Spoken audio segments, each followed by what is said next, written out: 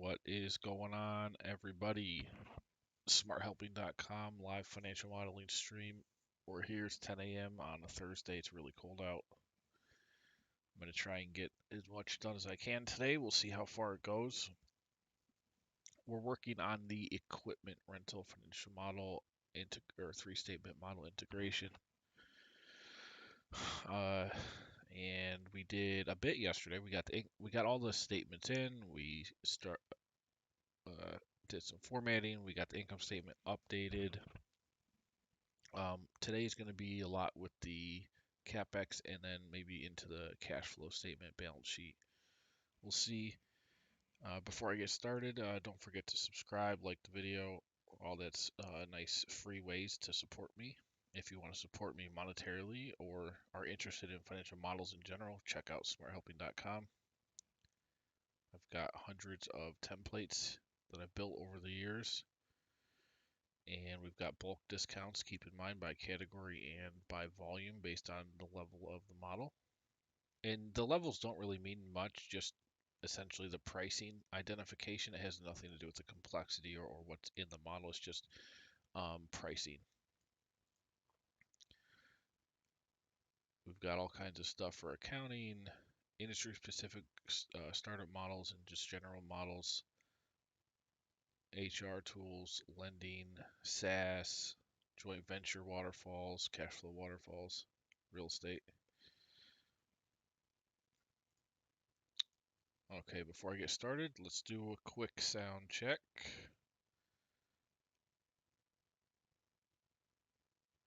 Where's my stream? Here it is. Okay, sound's working. Audio or visuals working.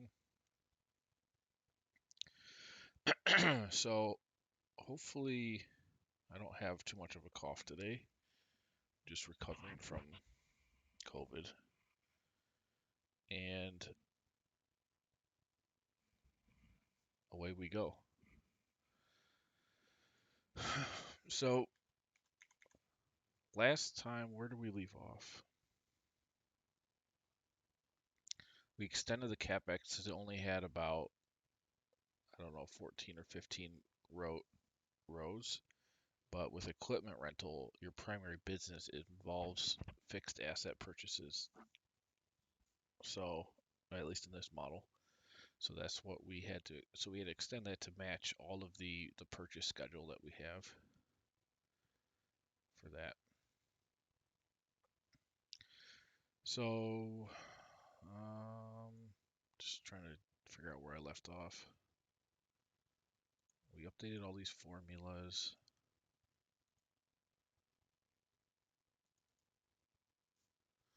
Oh, and note this actually, last time I was talking about the end of depreciation and what that month should be in the assignment of any of the exit proceeds to fixed assets. It's targeting the book value at sale, so if it's 0, that's fine. It just doesn't get any assignment of value, which makes sense. And I'll just go to the other ones that still have some book value left. But that doesn't really matter because we're just looking at the aggregate net gain loss.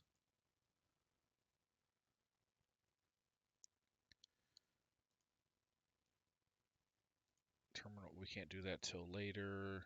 The cap table, is this fully integrated? No, no, obviously that won't be till the very end. The rest of this is just hard input, so that's fine. This will have to be extended for 10 years. Okay, I think we're ready to just move to the cash flow statement.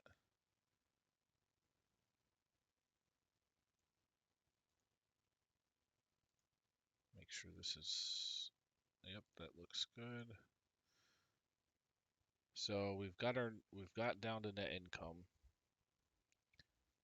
The tax calculation we can't do yet, or it's not accurate yet, but it's there.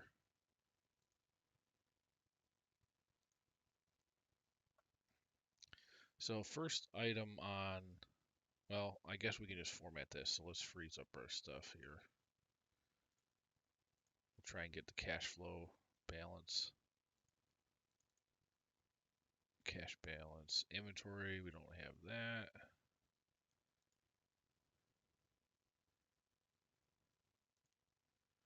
We'll be tracking all the equipment below as non-current assets. Because you're not buying the equipment and reselling it. You're buying the equipment, renting it out, getting it back, so it's not an inventory item.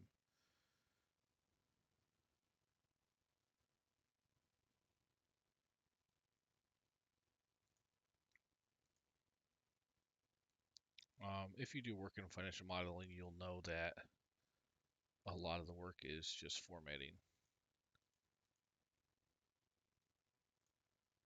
We need to drag this over for another 5 years.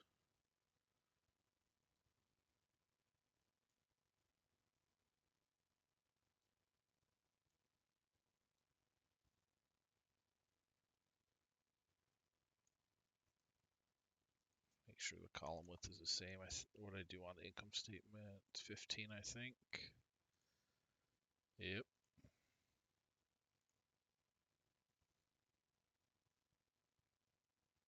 All right, that's formatted fine.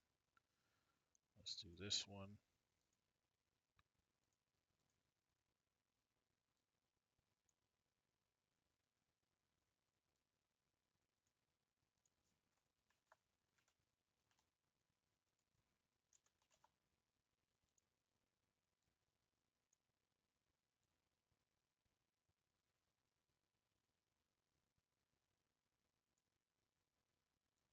One, two, three, four, five.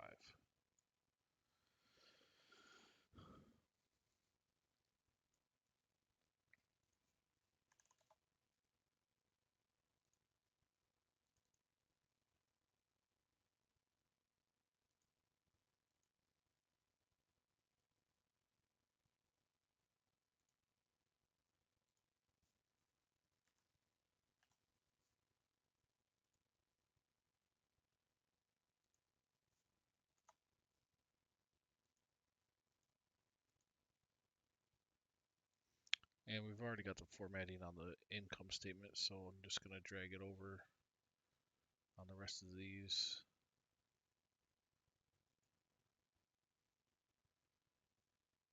Okay.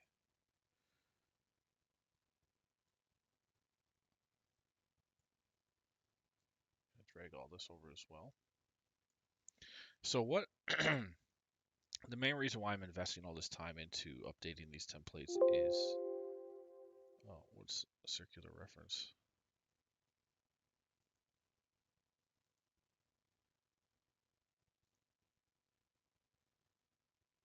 I don't know what's going on there. I'm improving the quality over doing more templates. I feel like I've got a really good solid foundation of templates that now I'm just going to make them better. And the reason I'm confident it's making them better is because I'm just doing add-on summary reports. I'm not, all the models still work exactly like they did.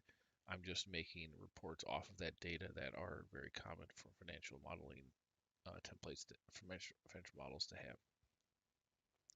I am upgrading some of the older ones, so you are obviously seeing that they're getting some format updates and a little bit of a general facelift, um, as I've learned some more best practices. But we're improving quality over producing quantity right now for the next, who knows how long this is going to take, probably 6 months to get through. I don't know why this is a circular reference error, but it is. Just get the stat on here.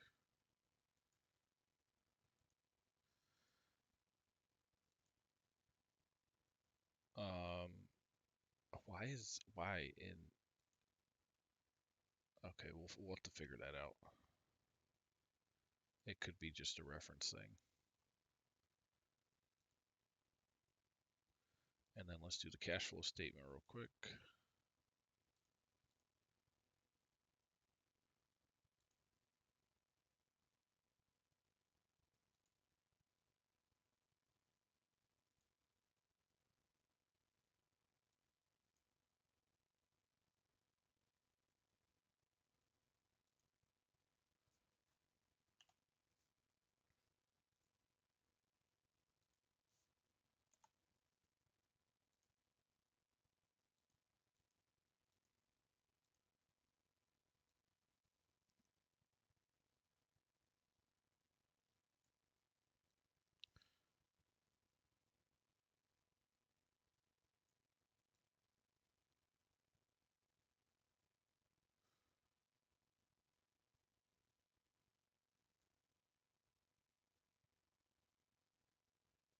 past order. Oh yeah. Okay.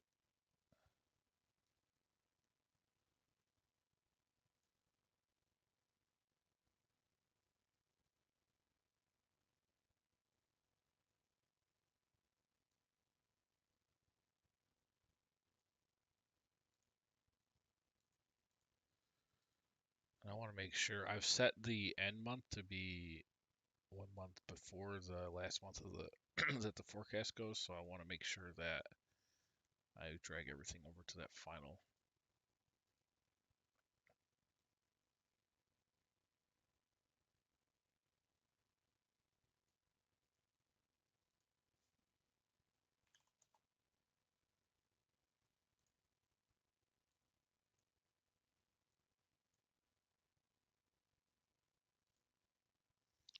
All right, last tab to format. Then we'll get into some formulas and logic with this.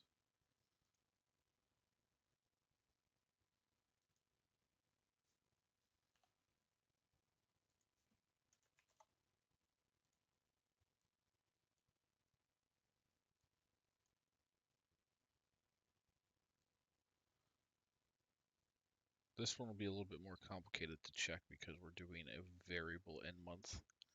The last SAS upgrade we did earlier in the week had a hard-coded exit month. If there was one, that was always in the last month of the template. So this is a little bit different.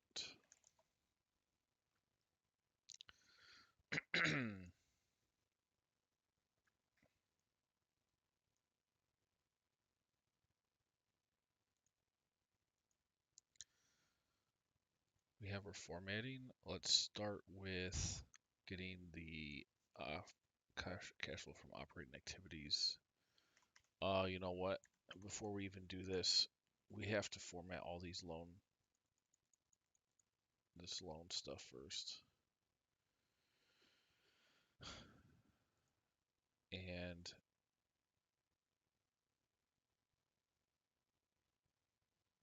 I'm thinking, do we want to just do one loan? Because I mean, putting 4 versus 1, I don't think that helps a ton. I thought it did when I first made this template, but really, I mean, you're gonna probably start off buying a bunch of equipment, and then you might finance that. The next time you buy a big tranche of equipment, it's likely you're using the cash that you have, and you're not borrowing money.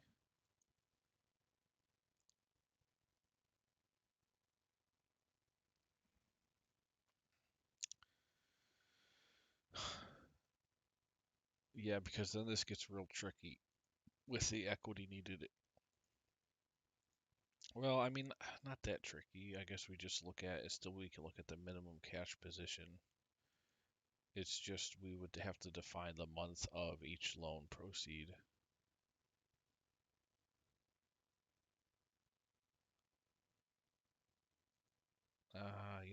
I guess we could do it.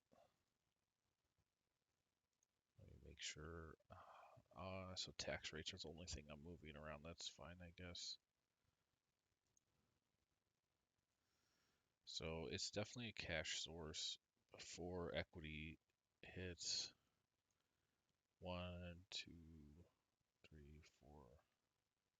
So that'll go under here. Now we're just going to have to add some date logic.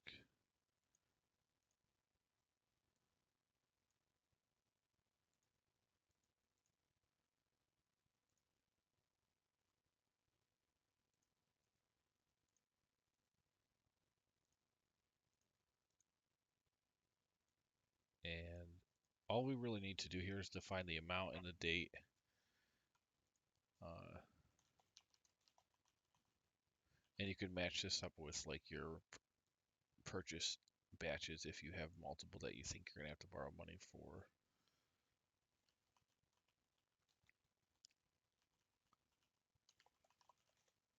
And the model will assume if you choose an exit month, all of the balance of all the loans will be paid off. And if there's obviously an NA, an exit month,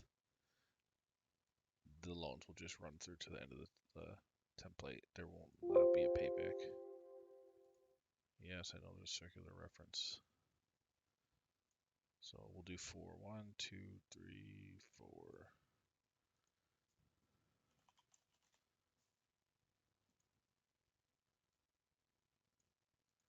And we'll just stagger them to make sure the model can do this with different dates.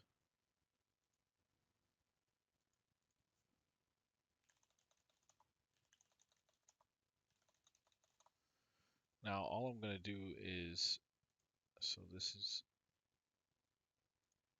is going to fill in the sections of these debt tabs. I move this back to 1.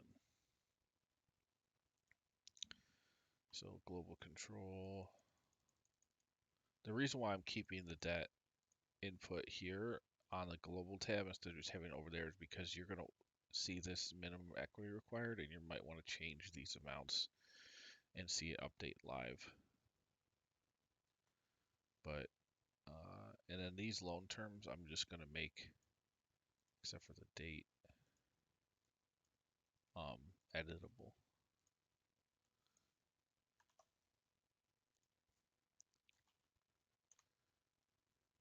Oh,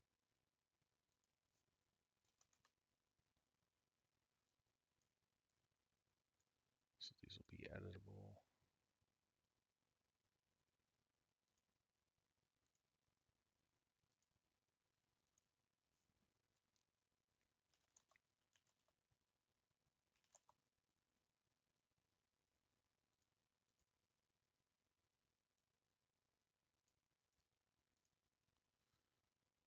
Okay, so we'll copy those over.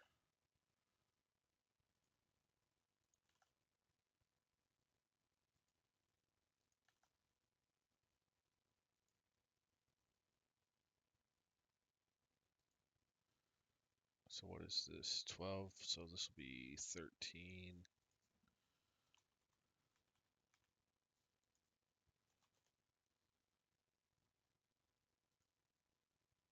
14 and 15.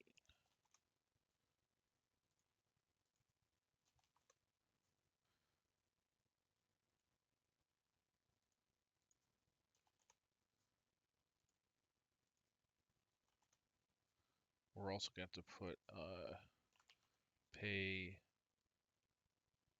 off month, which will be the exit month if there is one. Otherwise, it's just 0.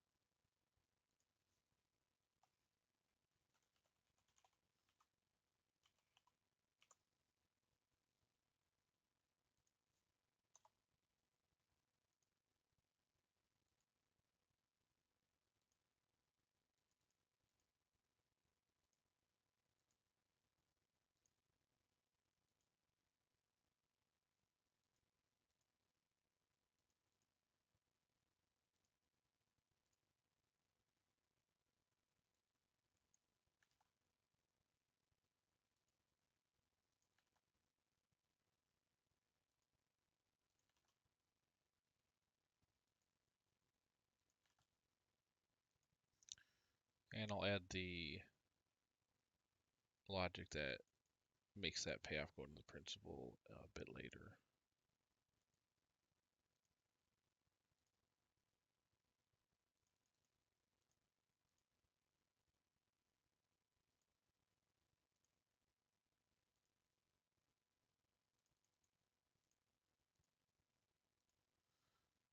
This is one of the only templates besides some of the real estate financing stuff that has more than one debt schedule. Usually I just do one.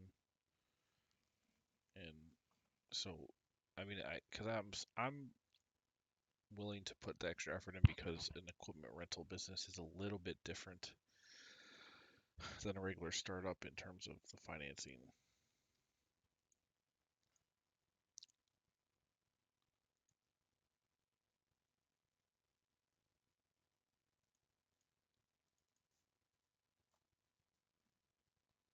right, so that is all flowing fine. Where were we on this cash flow? Right, so customer, so we're kind of recreating the income statement here. Let's just make sure our references, yeah, this doesn't exist. Although, let's just clear it out. Other OPEX looks fine. Interest, now this one, okay, so let's update. Let's go back to the income statement. We've got 4 interest amounts now.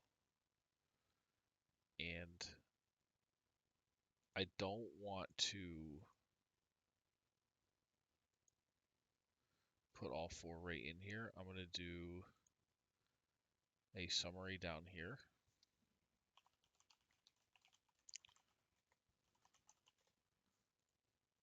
And do loan 1, 2, 3, and 4. And we'll calculate their interest here. And then just bring that up into this, because I don't want to move around the rows right now.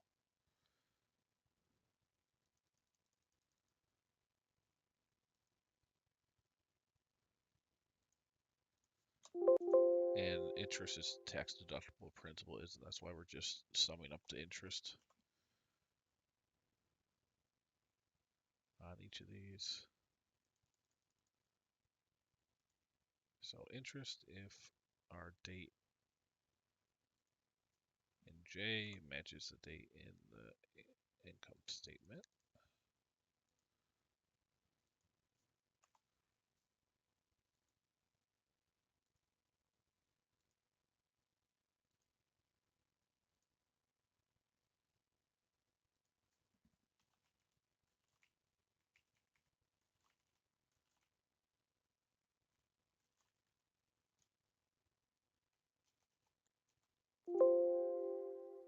Whoops. Get that last apostrophe out of there. And this is the same. We'll just update. So on here, replace 1 with 2.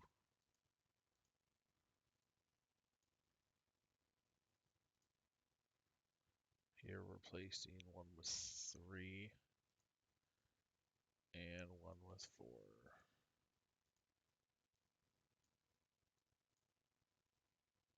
Looks good.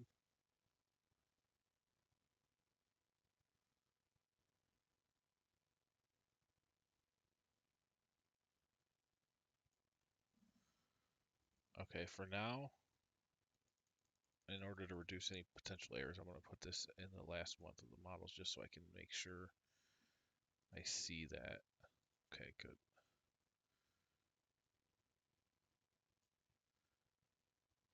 And then we'll also, like we did here,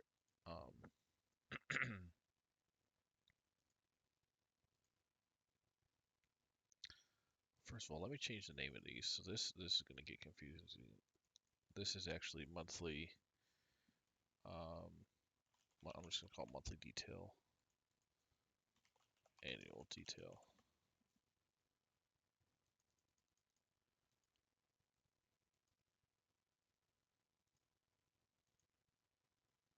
And on there, yeah, so this is what we need, this little piece of logic. If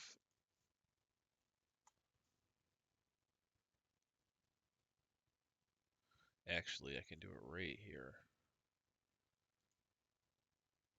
Where's my interest row? I'm just going to say if our date is greater than the exit,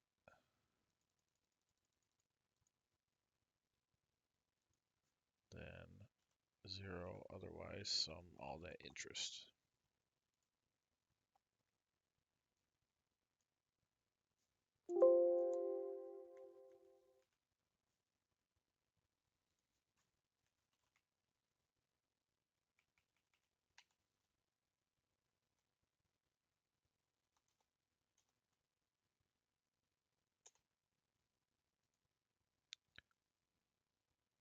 Drag it all the way down.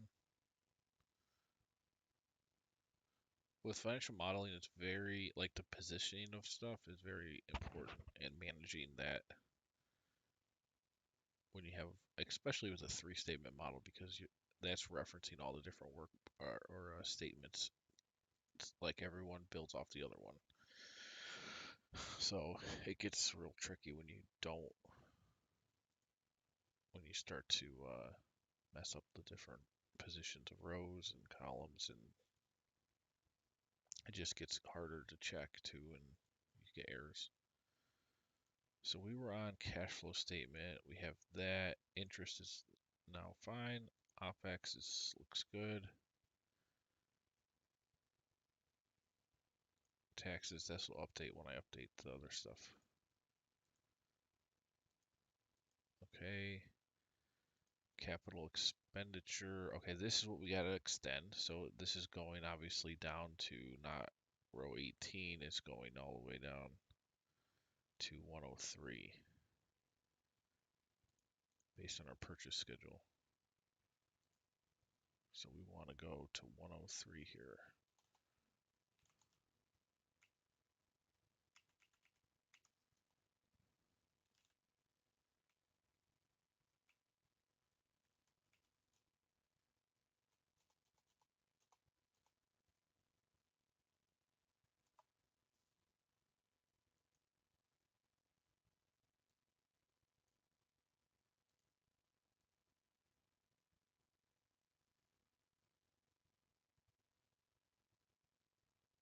Come on, Excel, go over.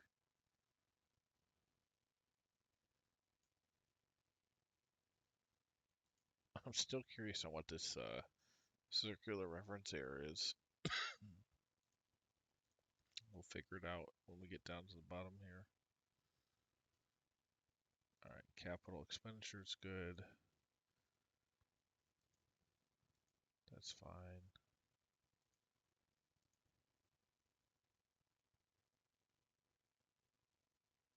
This looks fine. Let's go to the final month and see. Yep. Okay.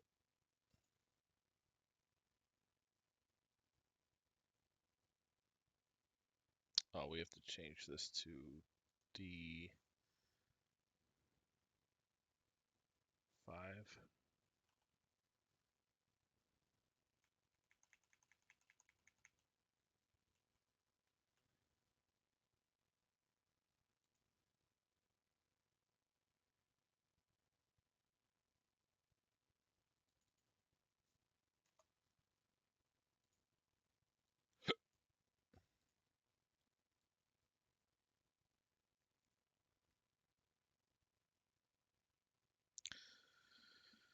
Circular reference errors are very common, and you cannot have them. It breaks the whole model, so we will figure that out.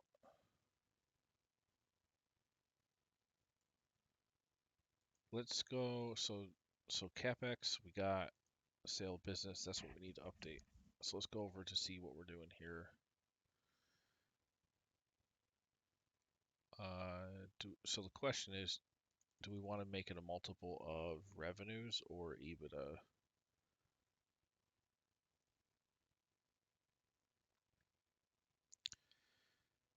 I guess we can look at average or sales multiple of equipment rental business. I just want like a rule of thumb. Business valuation.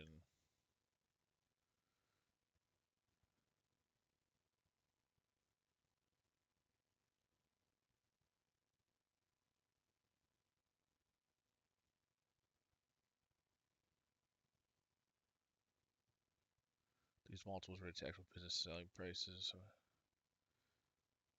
Gross revenues, net sales, gross profit, income, EBITDA, EBIT. We'll probably do it off of EBITDA then.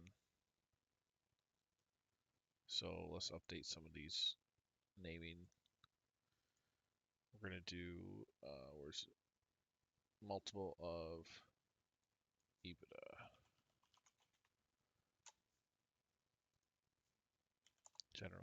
obviously it's going to be higher than the multiples on sales.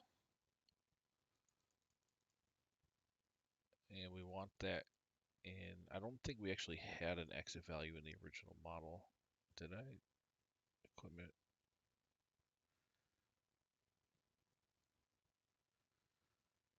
No. So that'll be added in when we go to reconcile these. But for now, let's get into our terminal value.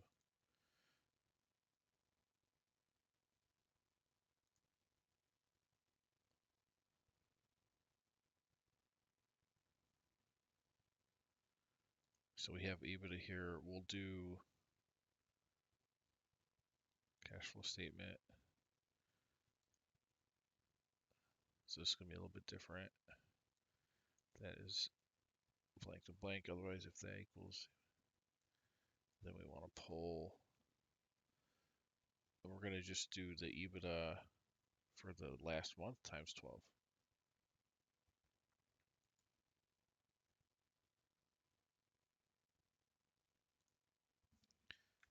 And then times our multiple.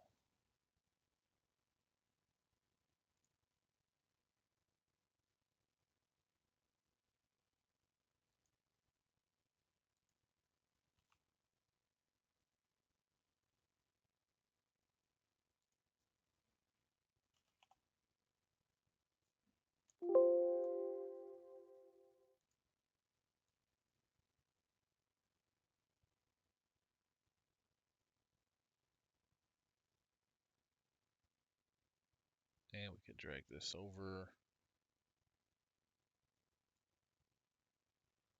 So there's our multiple. And this is saying, so what was our, let's go to that. Based on all this information, our EBITDA is 32,000 for that last month. You times that by 12, that's about 360,000 times 6. You're looking at somewhere around 200 or 2 point something million.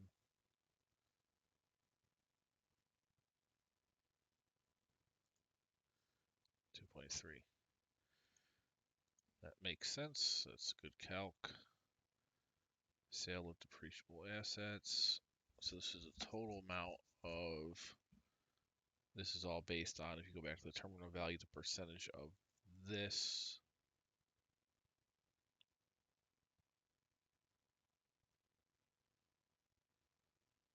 And we gotta update this calculation. Annualized EBITDA.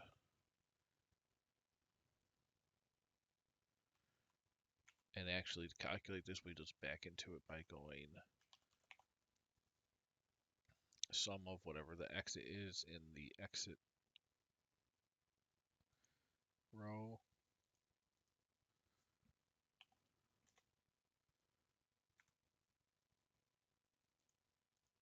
divided by 6.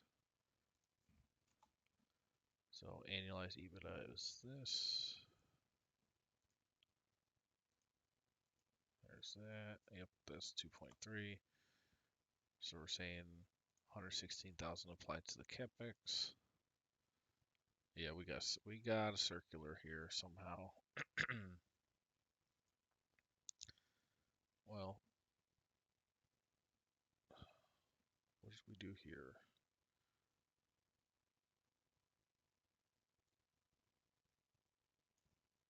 We're still referencing the SAS on this, so I forgot to get this workbook formula out. Get out of there.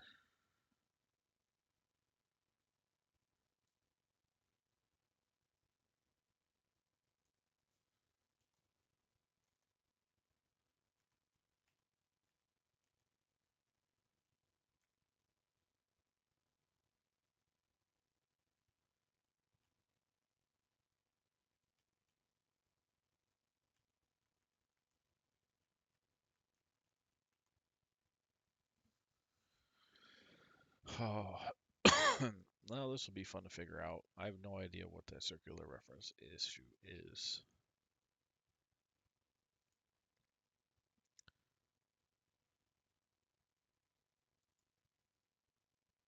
Why is this negative? Oh, I know.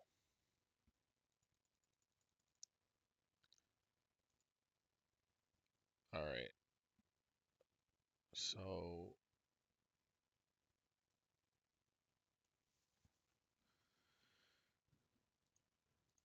let's clear this out. And all of this we don't need.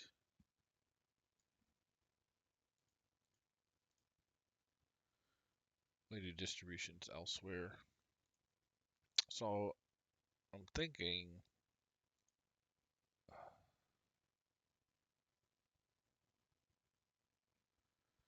we need a schedule of when these are funds are borrowed.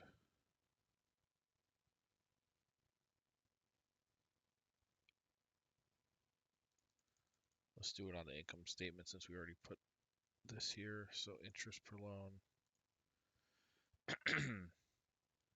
And then let's do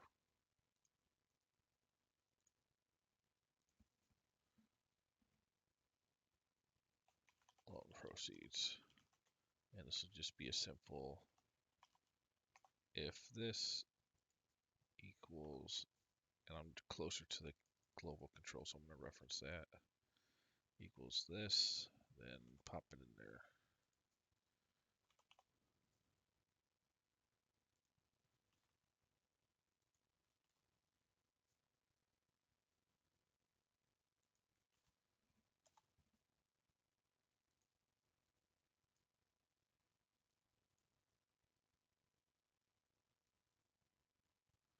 So that'll be dynamic. Ooh, shoot.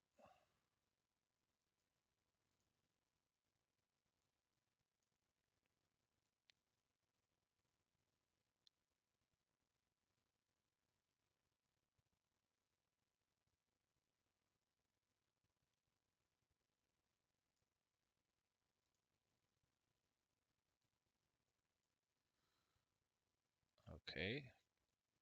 So now we just simply go if that's blank, otherwise sum income statement right here.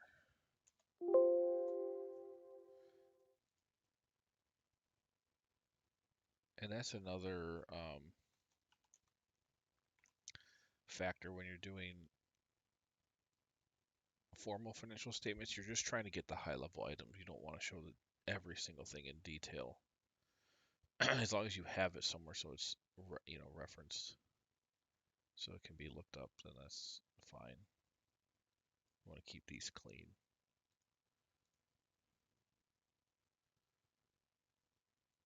All right, principal payments. Now we do the same thing that we did with interest, but we're on the cash flow, so we will the income statement.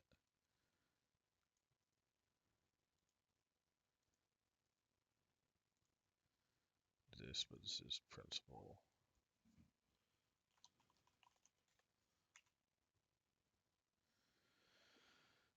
So here, I think it's in, let's look, I think it's in D. Yep.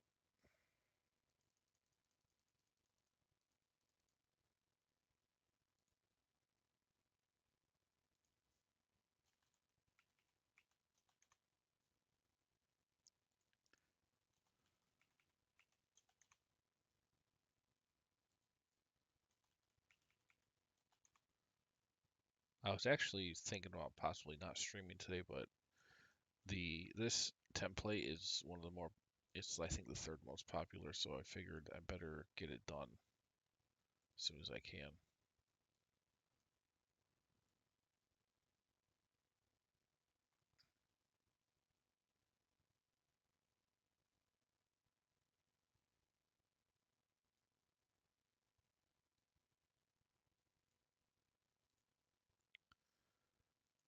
All right, now this will be the same calc except for different summing.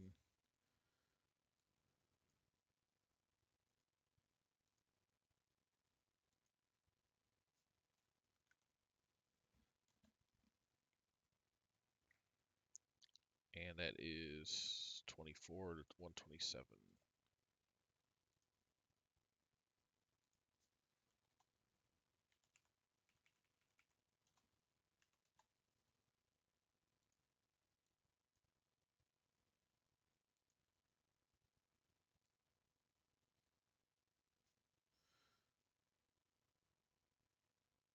And the principal has to come on here somewhere so we balance out because it's not in the income statement. It's not part of what we've got going on up here with the, interest, taxes, expenses, income. But we need to account for the cash flow somehow of that principal repayment, so that's why it hits in the financing activities. Sale company stock. We will get here in a minute. Okay, then that's whatever.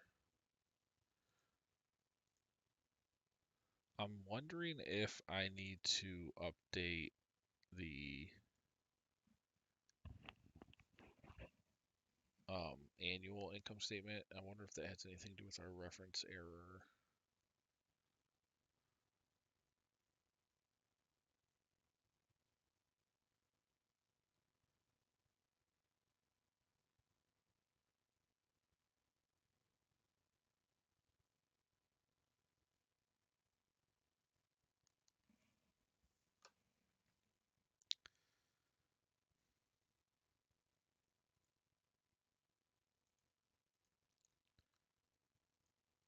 No, this is actually fine. Oh wait,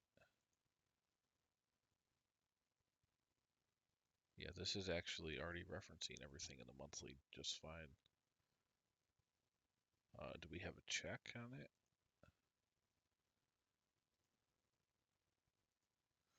Okay. I know exactly, or I'm 95% sure. 95% sure the reference error is right in the capex. It's because we extended this down, but there's still some references to these cells here. Because this used to be the bottom of the schedule, but then we moved it way down here. So this reference, there's probably some reference here that's, yeah. Let's see, where would that be? Balance sheet, I think, if I had to guess. Capex. Oh man, this is. So this is.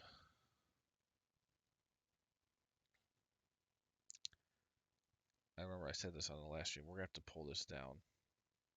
I do not want to do that though. I'm gonna ruin all the references. Don't really got a choice. Let's just go. So this has got to come down.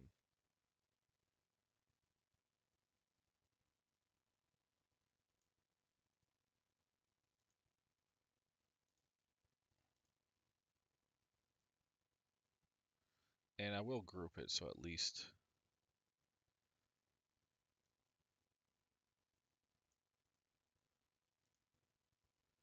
you can just group it, ungroup it if you don't want to see this entire section. All right, it's at the bottom. Yeah, 103. All right. And don't be, I mean, so you want to try to avoid messing with the rows, but if you absolutely have to, don't be afraid because you can always just update all your references. It's not the funnest thing to do, but it's not like it's impossible.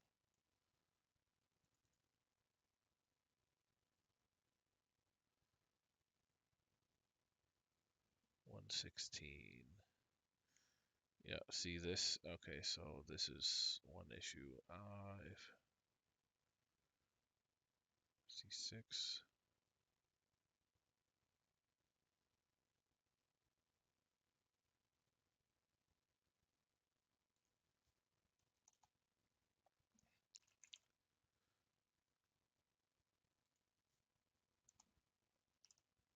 103.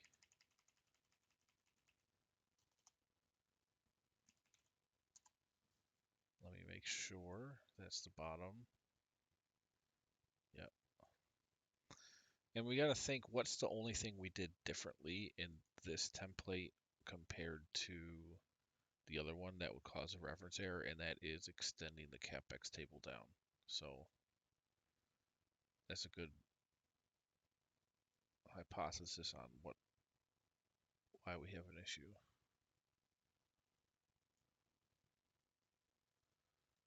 Okay, and this is supposed to be zeroed out because we're assuming all these assets are sold with the sale to business. So that has to balance the cash coming in with the sale and net gains and losses, all that stuff. So that's why that's 0.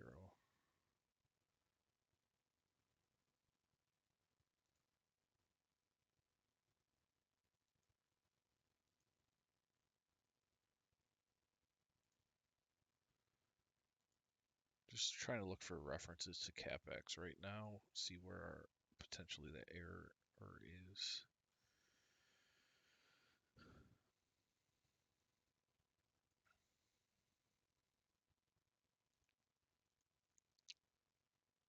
So this is the cash calculation's fine. All this is fine.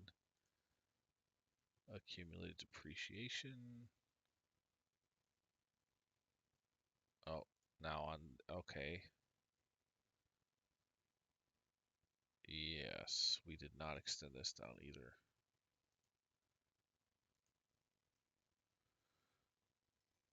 So or the income statement and annual income statement has to be extended. So let's insert all of this.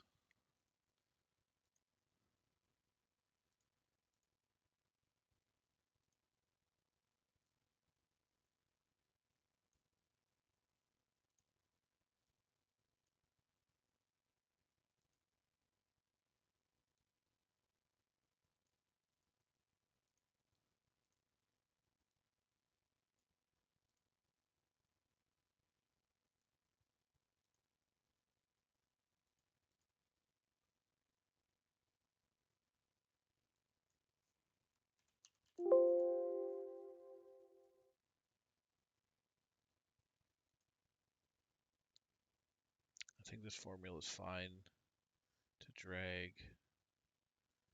Yeah.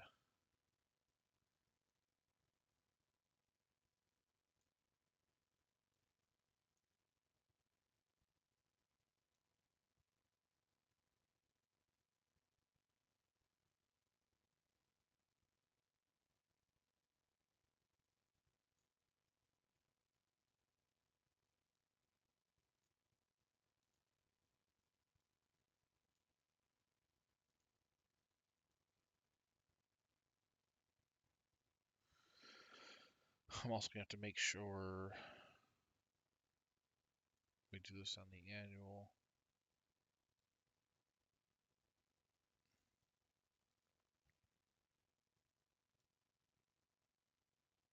And I'll probably just have this group. Well, I don't know. Let's just group this up.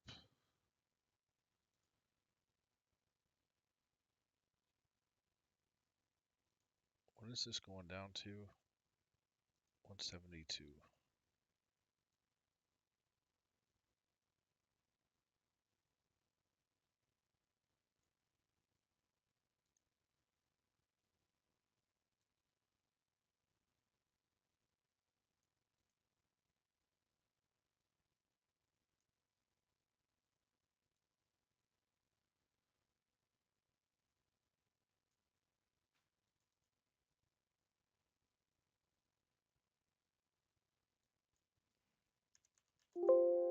Oh, we did not extend the income statement annual to 10 years, so that's got to be done.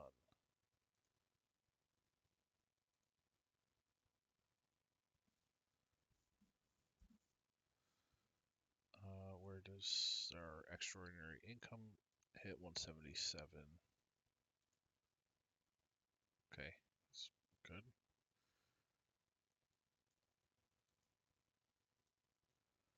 Let's go over to 10 years on this.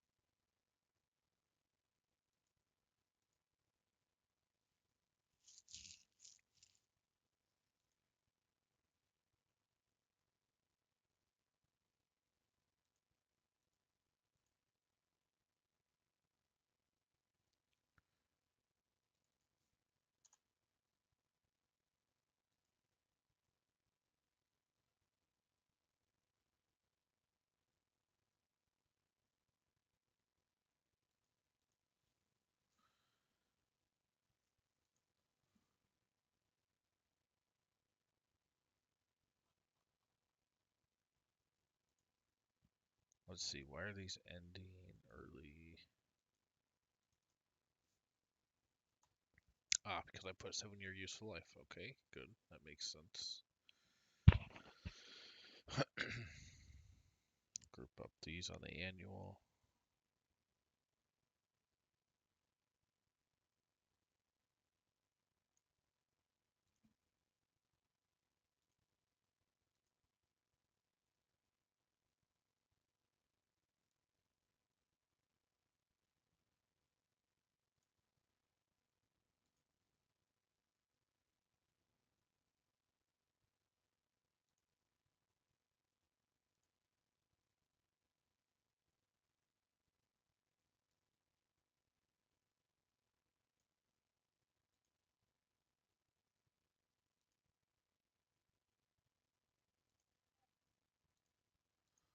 Okay, and yeah, we'll clear out that extra space later.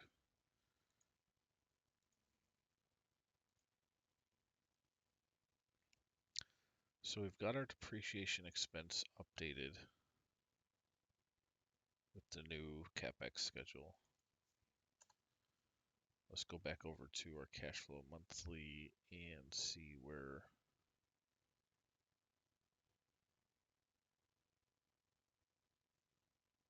what was I doing that for? Trying to remember.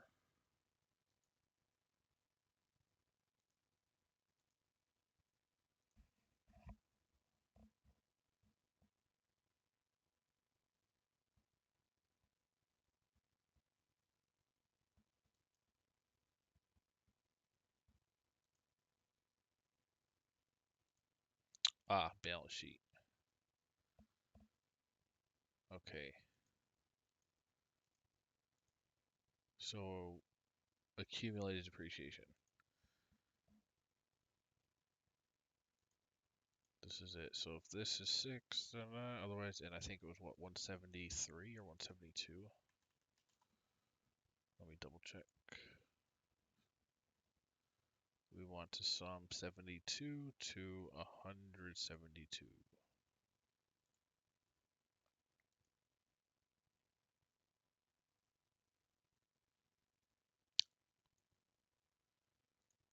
Okay,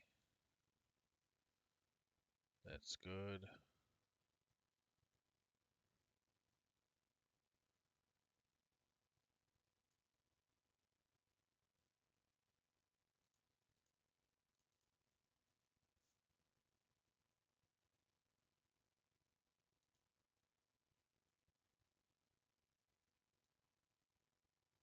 Hang on a second. We gotta add up. Let me double check.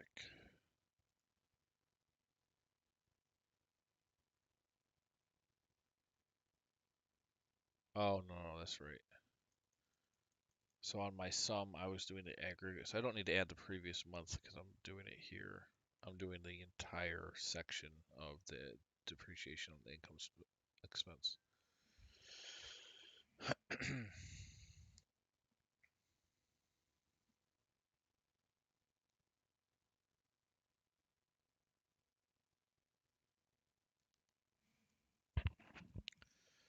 All right, that's good.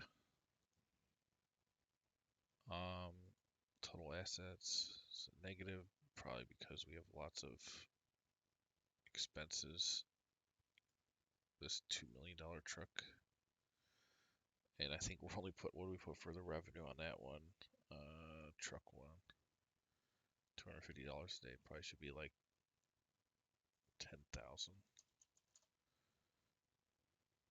Again, these are arbitrary. When you go in and put in your numbers, it will make sense based on what your equipment costs and what you think you're going to charge for it. And that's what the model also will help you do, is figure out what those numbers can be for viability. Let's see, does that help the income at all? Yeah, 1.7. Yep.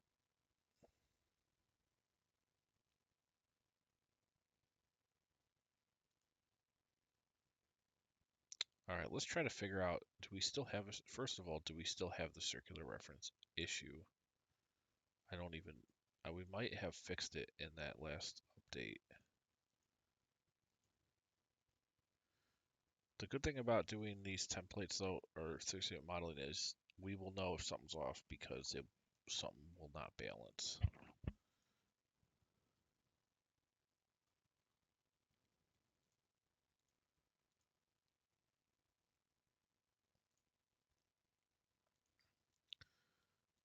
All right, so cash calculation looks fine. Current assets fine. Liabilities. Here, we're just going to do a simple calculation.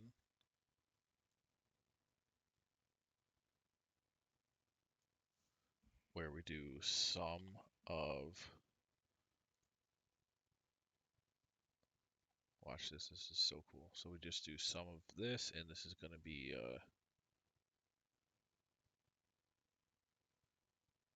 wait, C, yeah. Lock the C on only one of them. So when we drag the formula over, it will start summing up these. All right, and then minus sum of the total principal paid.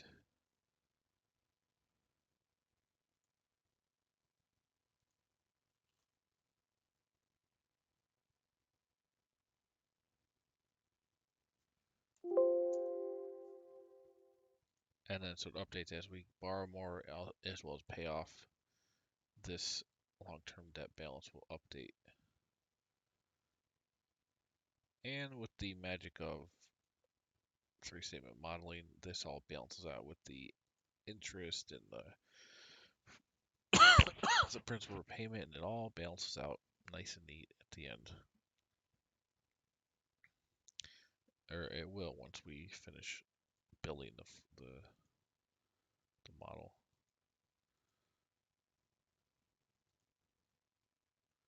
Let's just do a quick check. So in September, month 9, we have borrowed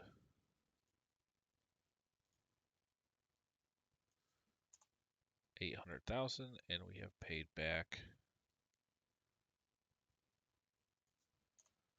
$6,877. So our balance on month 9 ending should be $793,122. $793,122. Yep, and there it is. Perfect.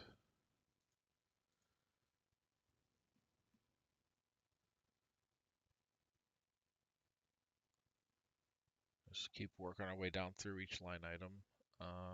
So common stock. So this we're separating into two. Let's see. Let me actually refresh. On this, I think the balance sheet we separated it into two inside and outside, yeah. Or outside insiders. So that's fine. We'll just get our cap table reference here.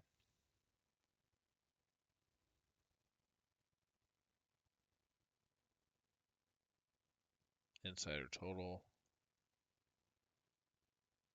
Oh, no. That goes one over.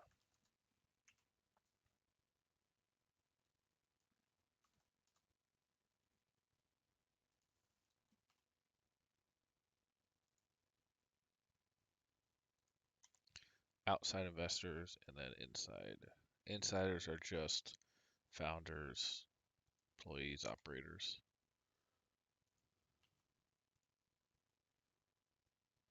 And their total. All of this we do not need. We'll clean up the spacing later. Also, we don't need any of this.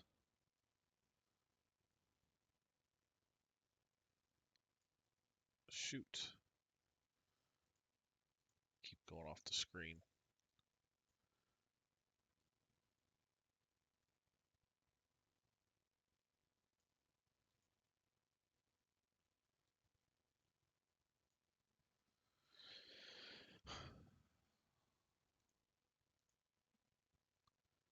All right.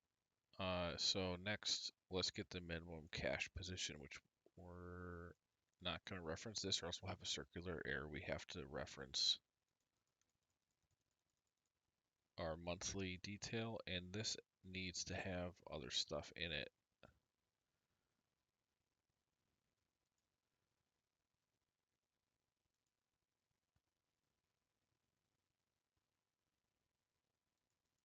See if this still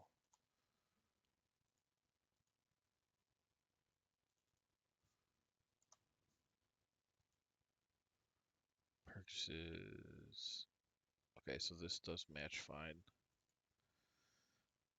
So I can use this for capex, but it doesn't include the building purchase. So we're just gonna go, and I'll stick with the same formatting with this blue and white.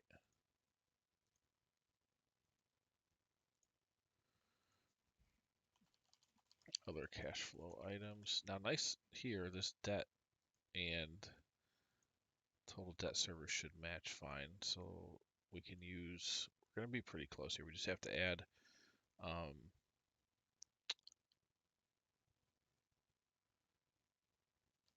building purchase,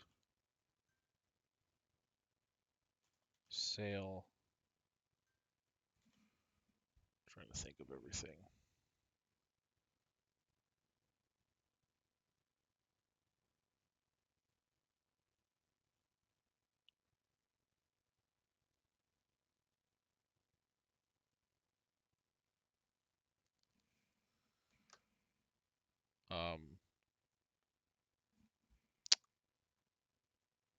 What else do we not have in here?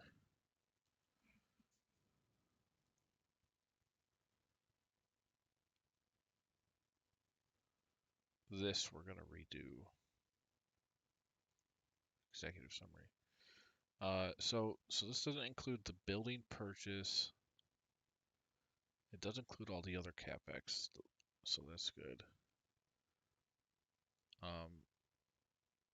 I want to check on this other template that we finished. So on the SaaS one, when we had it,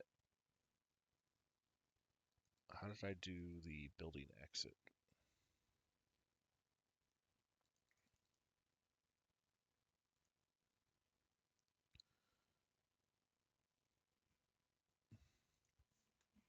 Startup cost. We'll have to add that too, I think. Financing, we got that in. CapEx. Building proceeds.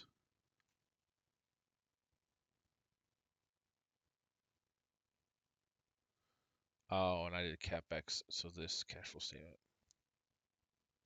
That included the building purchase.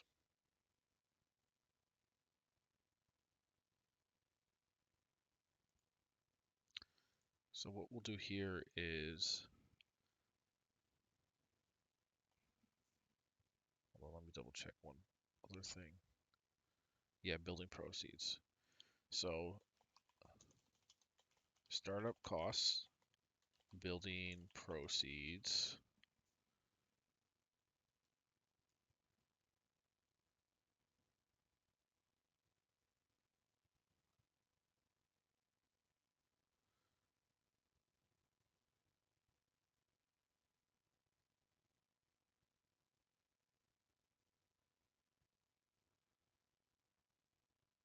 And we don't have a year, so in this equipment rental model we don't really have a year zero.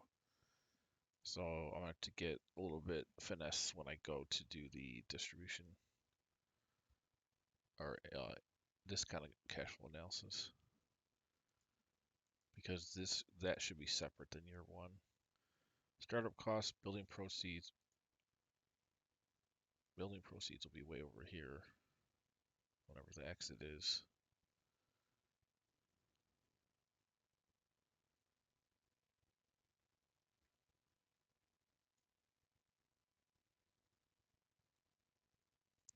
Oh, we also have capex, and that we can just reference cash flow monthly. This. Now this will include, let's double check, but that should include the Let's see, C3 to 103. Yeah, that includes the building purchase.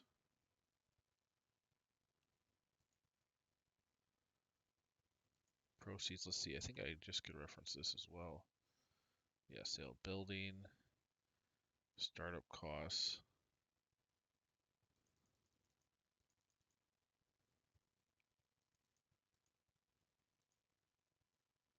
Did we not do a startup cost?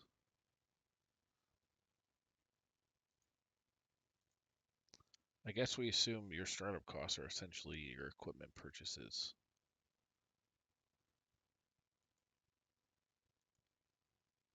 But you might have other stuff.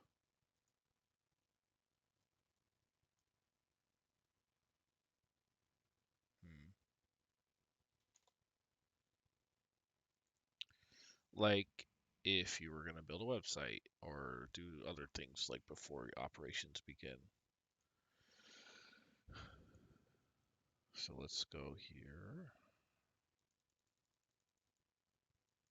Startup costs, just a regular schedule.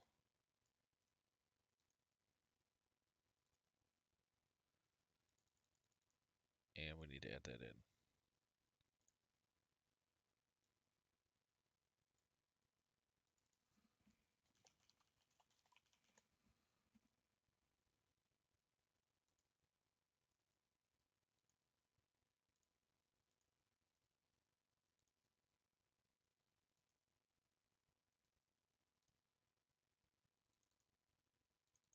You could have R&D, some consulting, all kinds of different things fall into this category that are relevant. Legal.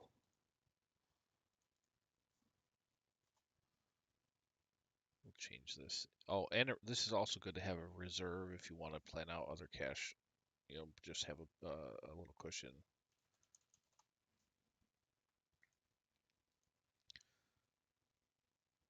So that'll be defined there. It will flow to the income statement on the first month. We will put it right under operating expenses.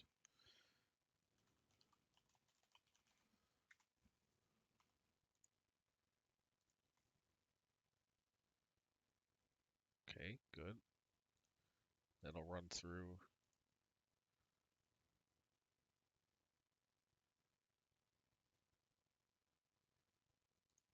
And then we want it on the, let's see, it flows cash flow statement will be here. We also want it on this.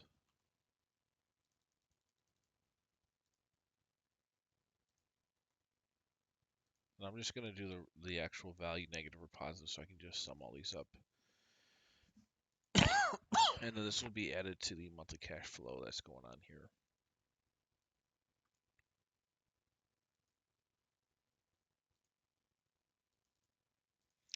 And then we use that for the cumulative minimum cash needed.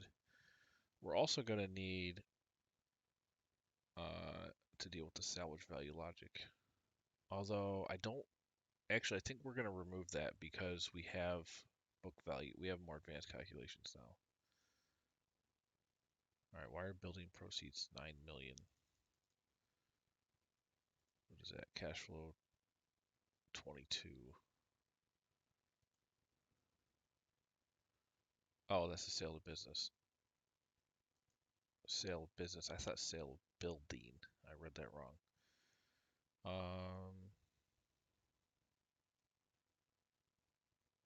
Where does sale of building pop into?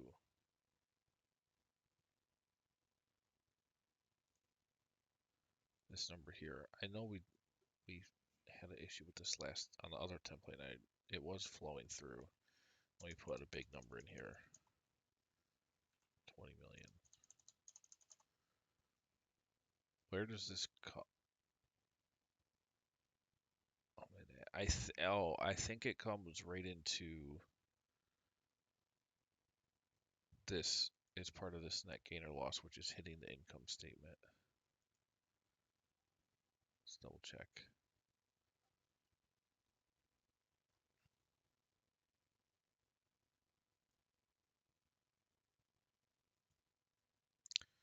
Yes. So this is hitting net income, which is flowing over to the cash flow. Let's double check though. Hold on. Make sure it's in here. It's not. Ah, part of sale depreciable assets. Okay.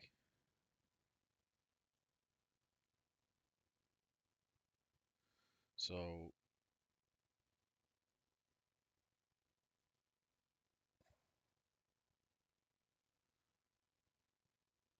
and then sale business is here.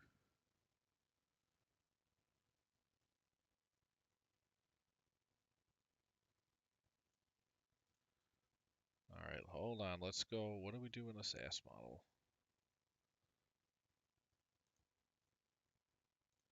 Let's put a big number in here.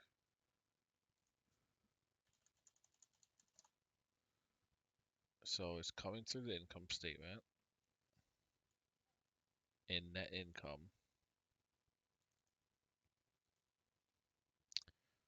But it's, if we go to cash flow, it is not hitting up here.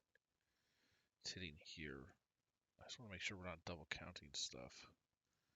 So the terminal value in this case is valued at 7.2 million.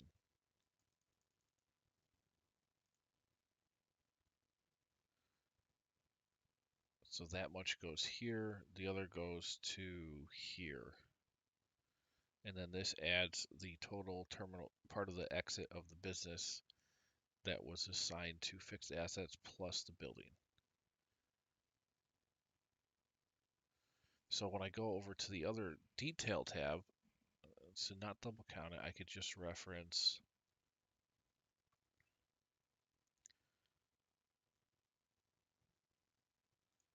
well, let's see, what did we do here? We did capex, building proceeds.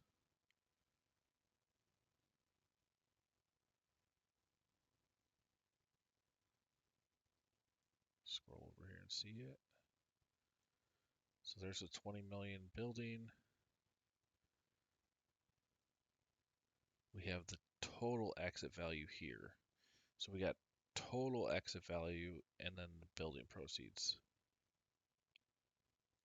Okay. So on this,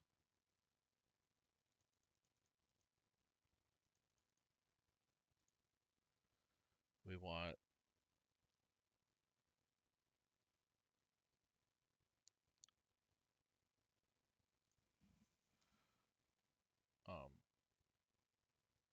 exit value.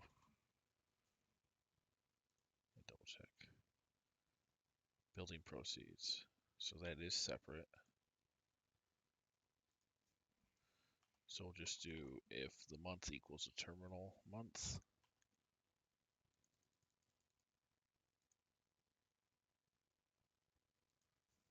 Then give me the proceeds from the building. Otherwise 0.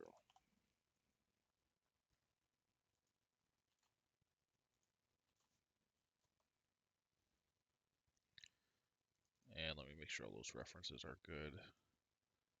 Yep, capex H3. Global control C6, good.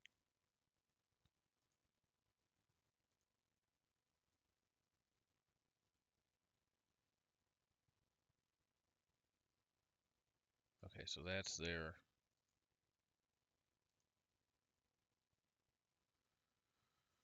Startup costs are in.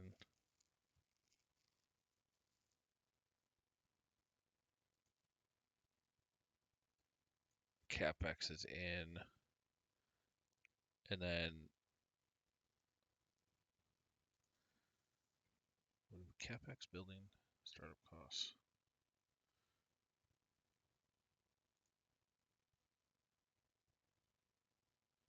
Building capex startup costs. Oh, the exit value is up there. Okay. So, and then if this equals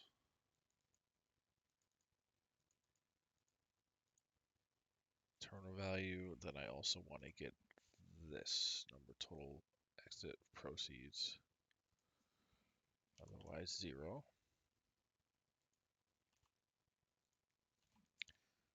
Because we all want to balance out here at the end.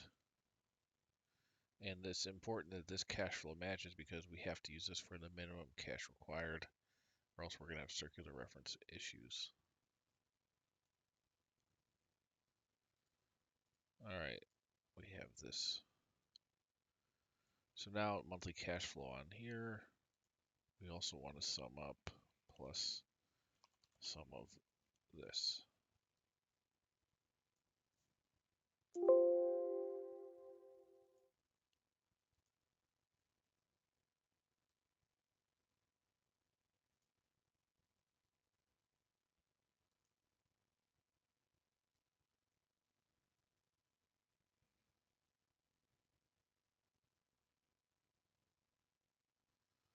Although we might be double counting the capex. Let me check this real quick.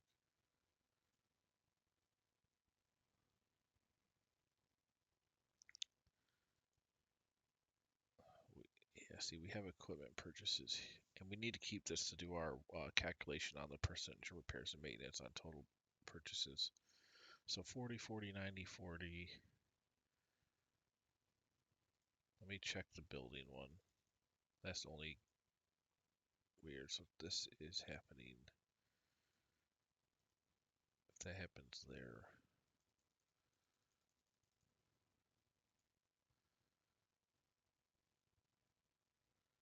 So that's the only difference. Okay, so really this just needs to say building purchase, because everything else is going to match the purchase schedule. So we just want if whatever date the building is purchased,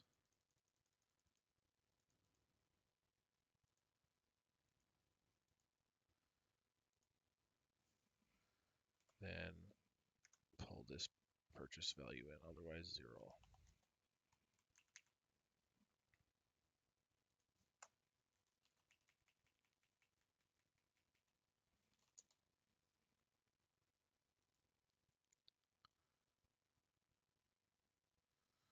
And now we should have a good match with cash flow.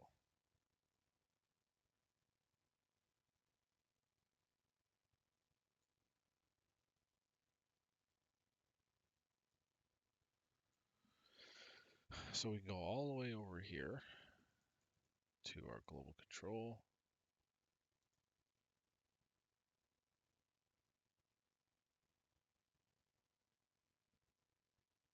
This we have done. Terminal value. Okay, circular reference error. Hold on. Where's our base calculation for that? I can't remember.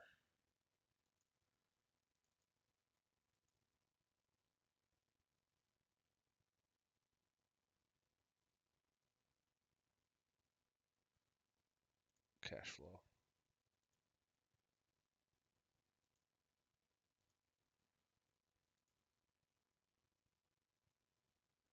So we should be able to just go cash flow statement, sale of business.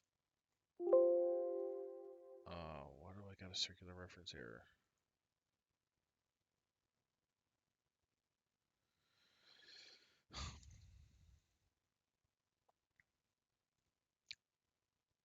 Well, if I delete that,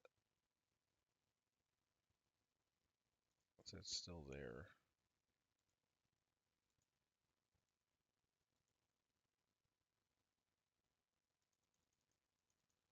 What's this calculation? If C6 equals that times terminal value D6, which is the multiple. Okay.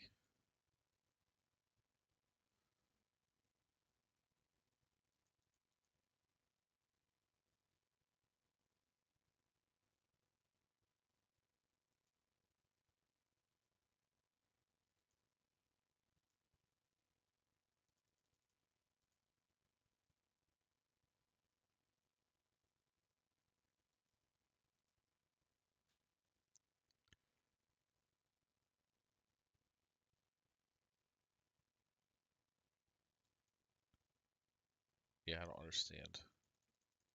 We should be fine here with just referencing this.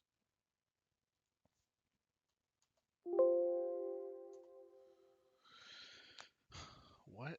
What's over here?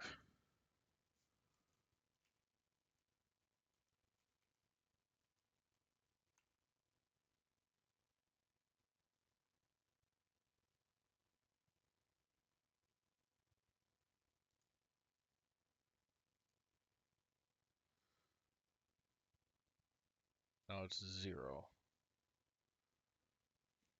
Okay.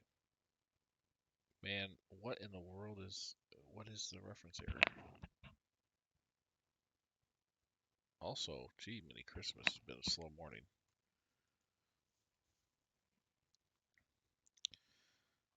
Uh,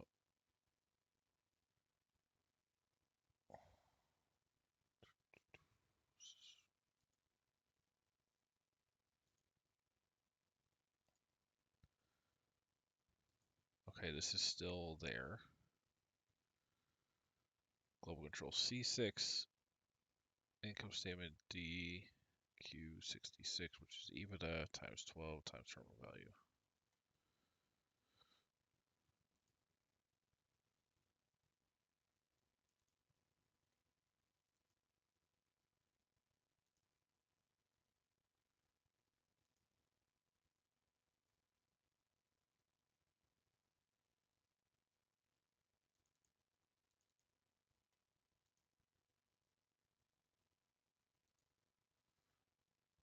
I'm so confused. Why are we getting a circular reference error?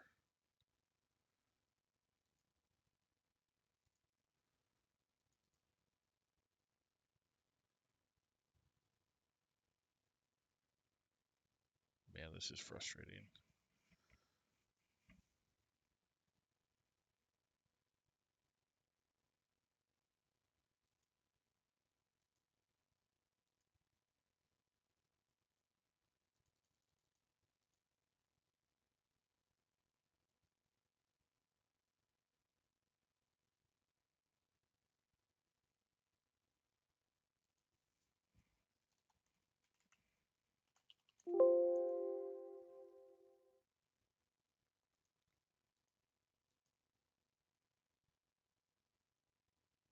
Circular reference C8.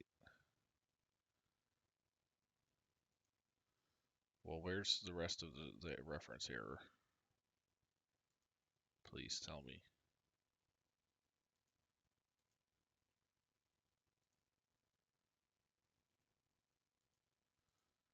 All right, let's just say, so annual EBITDA, let's just manually pull it from the income statement. Index, monthly EBITDA, match,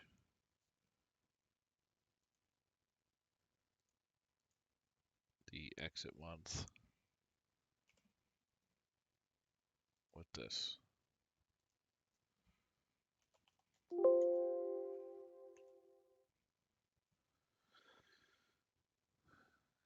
Zero. Income statement.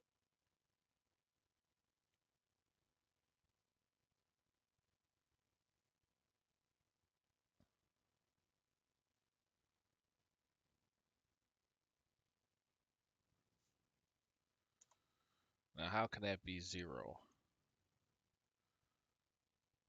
November, it's 124.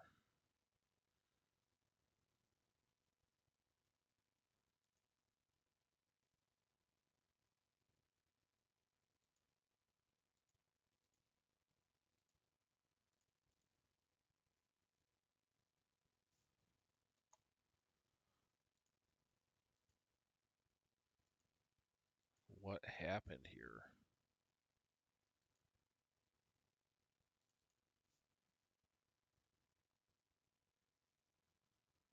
What?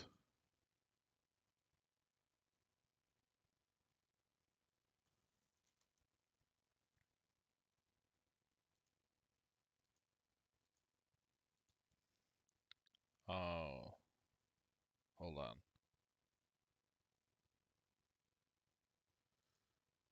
I see a potential issue. Where in the world we reference all of this stuff?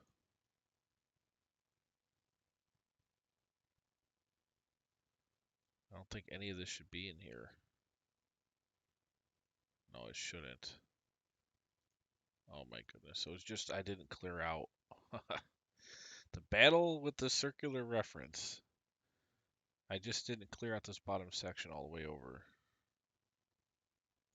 So we're good now. No reference errors. Oh my goodness. That's a frustrating one.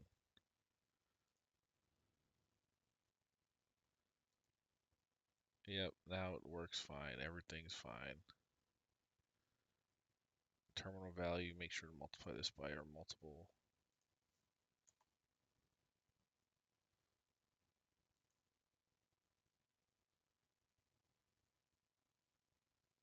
Oh, and by 12. Annualize it. Okay. And then this 20 million.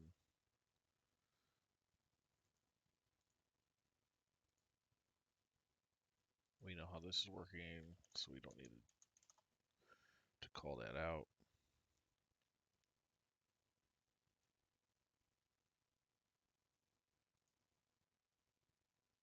That looks good. Now valuation, this looks a little high. Oh, this does not have to be annualized or multiplied by a multiple. This is just the, oh wait, no, this has to be multiplied by 12 only. So annualized here and then multiplied by this, that's the multiple or the valuation.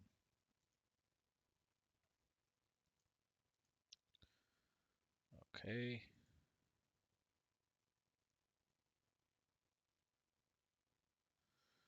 Now we're cooking. So every single time I've done a balance or a three statement modeling. Um, oh hey, somebody said something in the chat. Sorry, I didn't see your message. I have no idea when that was posted.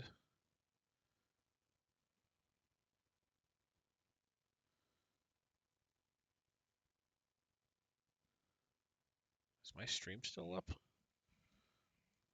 It's 11:30.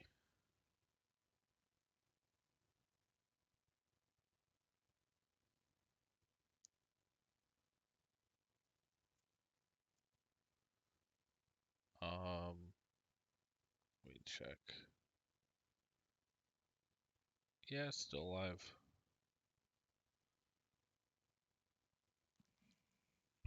Okay. Well, we're cooking here.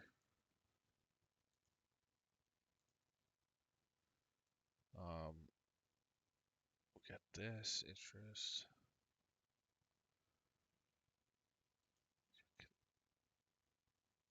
Okay, the last real big thing I think we're gonna see. Okay, no, hold on.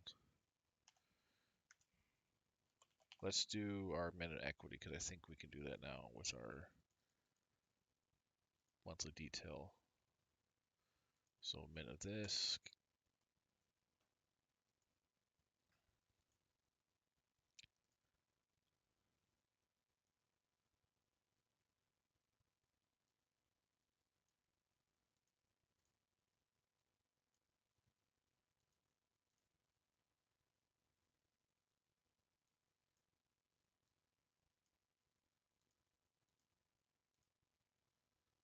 So now we have our equity properly coming in. Investor proceeds goes to cap table. Investors would be this one.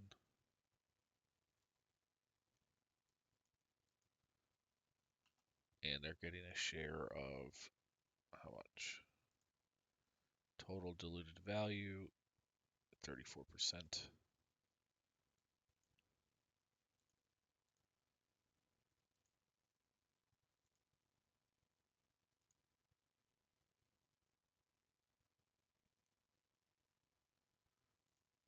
this all has to be extended out, but we'll do that at the end. Can't do that until we have our distribution schedule.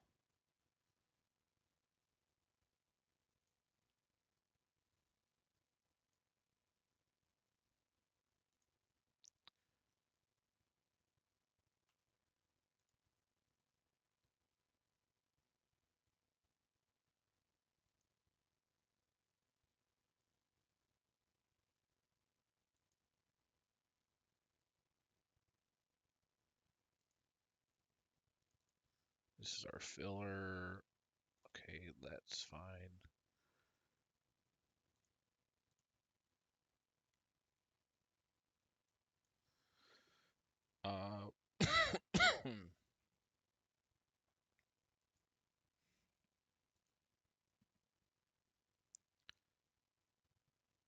We'll format this later. So we have our min equity. That's good. Let's look at this tax calculation. Okay, yes, this is definitely got to be updated. What was the bottom row? Cap table or capex was our bottom row. 103.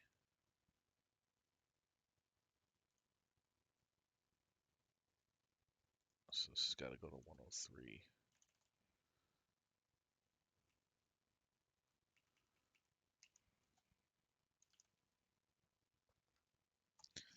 And this really is only going to show in this exit. Yeah. Whatever the exit month is. Now for this one, okay, that's fine. And then what are we doing here? Income statement annual. See, now this is where it's hard because now my references are all different, so I can't just go look at the references of the completed SAS template and match it with this because they're just different rows now, so I just got to figure it out. This looks actually fine. No references to capex.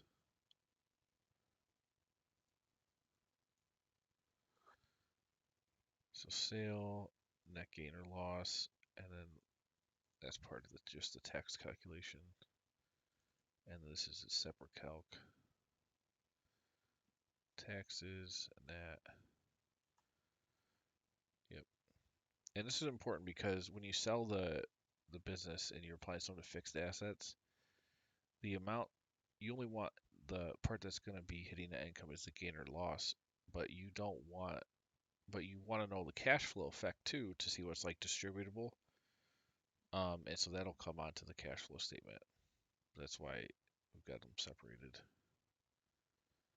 Okay, so see this is referencing J106, so it looks like that went with the reference as I drug it down, so that's good. These.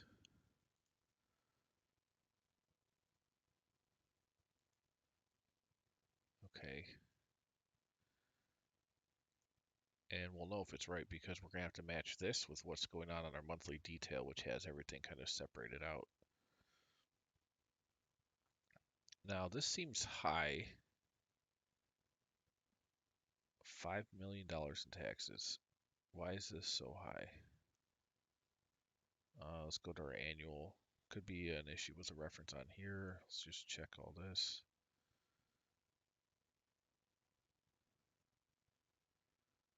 We'll start actually doing net income checks.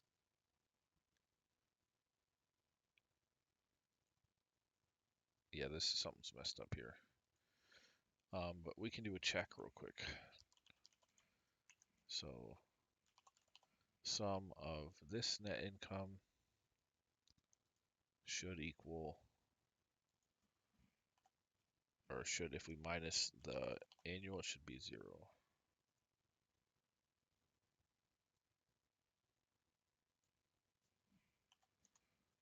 Okay, so it's balancing, but the number is too high.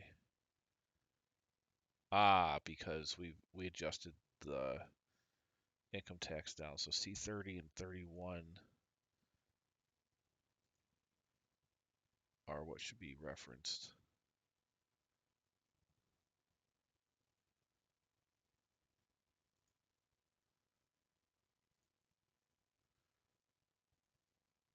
Yeah, and this is referencing not that. So summing up the total taxable income on the annual times global C9. So no, that's not right. So C9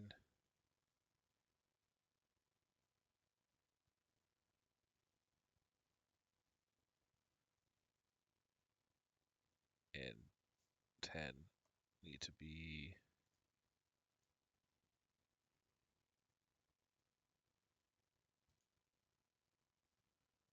let me see here, 30 and 31.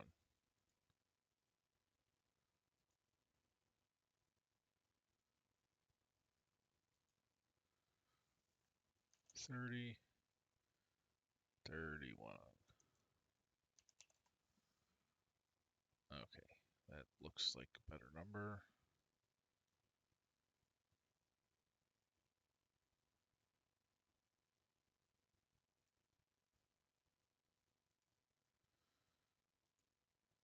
Okay, we're still matched. Now the taxes seem a bit more in line.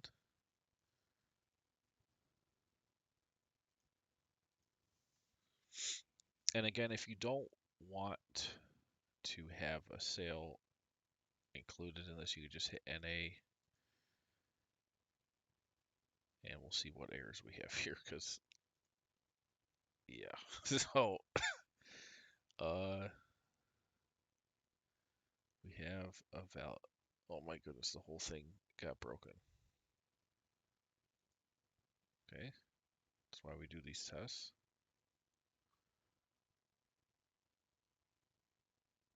Also, something's messed up here. Sale company stock.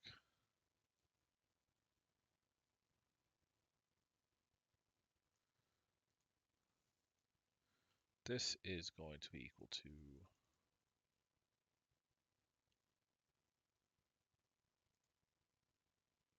remaining equity required after debt. Always in the first month.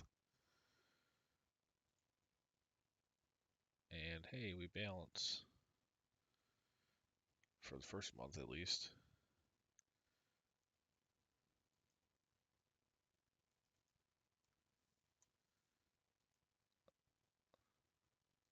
Okay, we'll 2470510. Why are these all? Oh, duh. This has to equal that. It's a running balance, balance sheet. Hence the name balance sheet, running balance. It's like the running balance of everything. Wow, that balances somehow. But this, yeah, we got errors.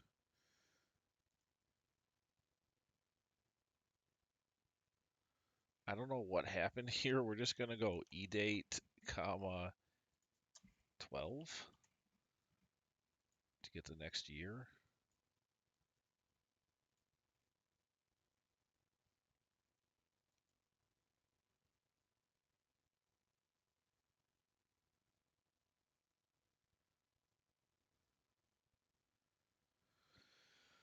Oh, what's in C7?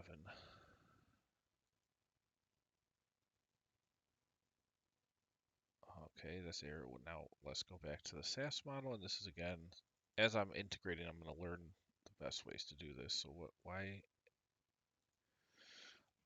Because this never had an NA option.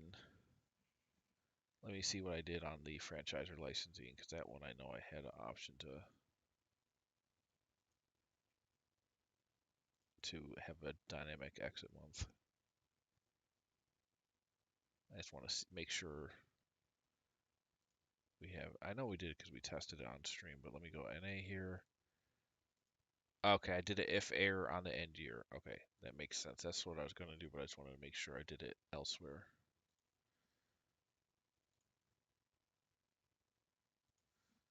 If error, year, otherwise blank.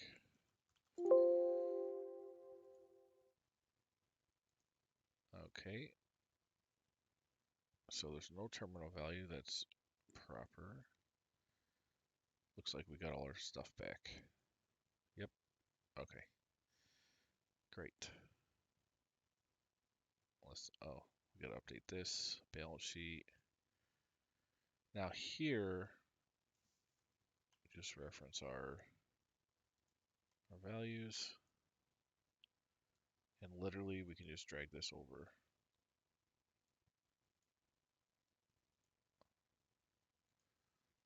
And again, I'll clean up all this at the end of building the model for all the extra empty space.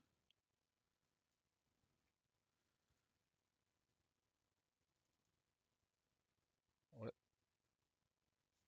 Why are assets blank? Also, why is this 0?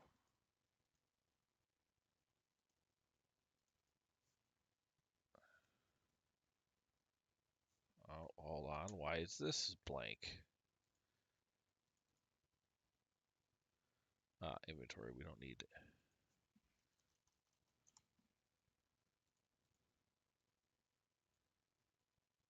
Okay, there you go. No border.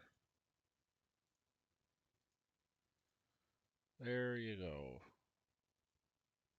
And what are we out by here?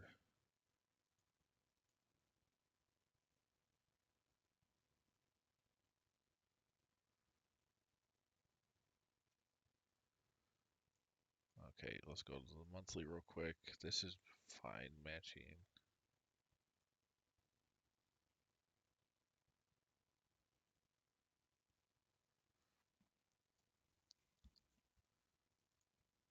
So balance sheet annuals off, cash flow statement monthly. I believe we have everything in here. We're gonna have to do checks. What is going on? 1140. Nobody, very real few people in the stream today. Um,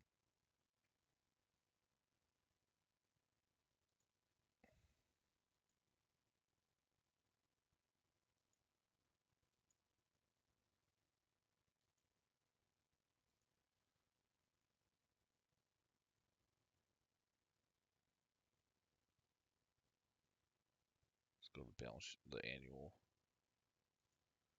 cash flow statement. Make sure we have all this, so we don't need that.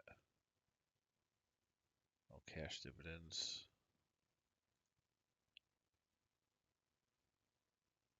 Don't need any of this.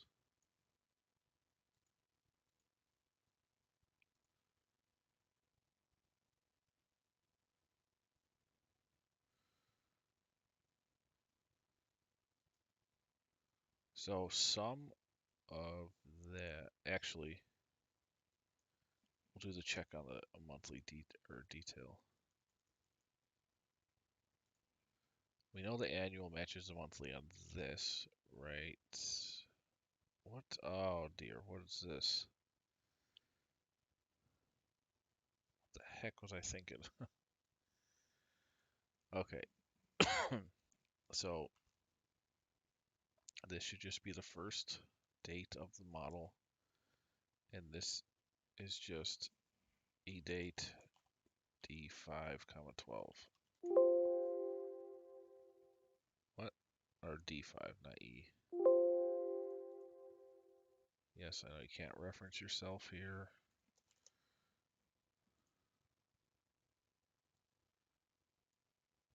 Alright.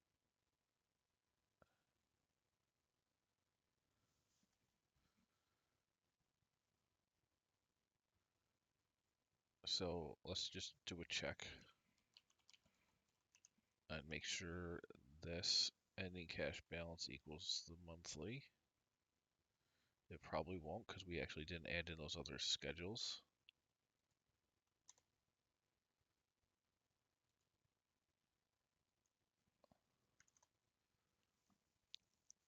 So let's add in other schedules to this.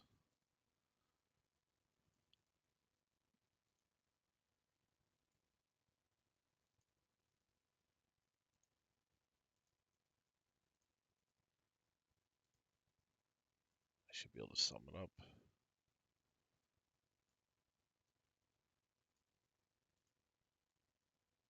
And then annual cash flow plus sum of here.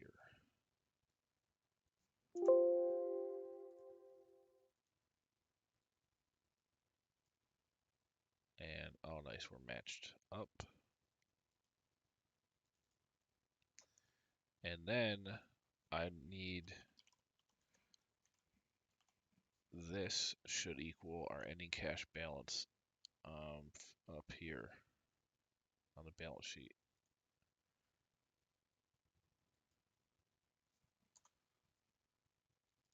It does not.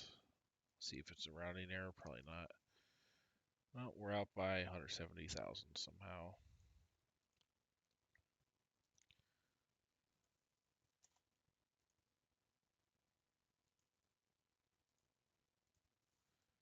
$170,000.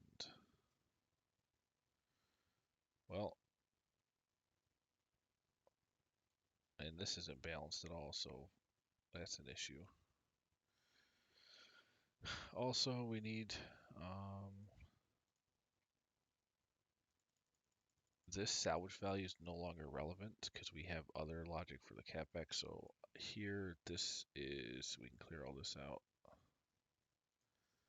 Not needed.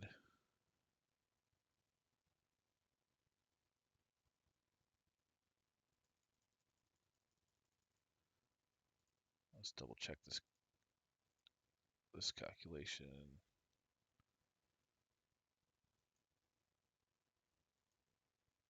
Yep, okay, that's still fine.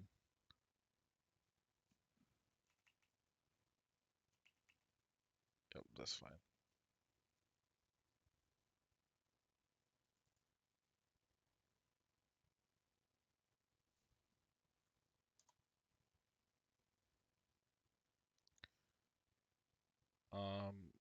What else do we need to do?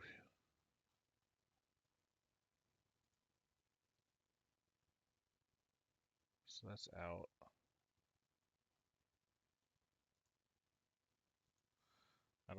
I think we're replacing this executive summary, but let's just reference this for now. So if we want to keep it, we can.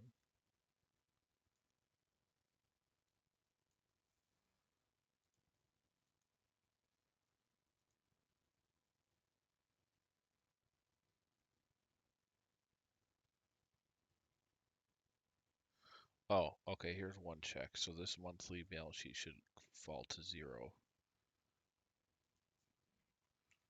The cash balance should hit 0 so at some point. Otherwise, yeah, we definitely have an error here somewhere.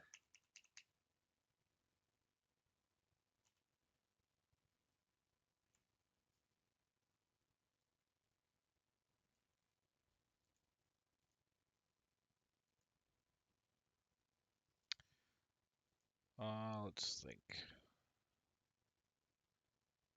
What are we missing?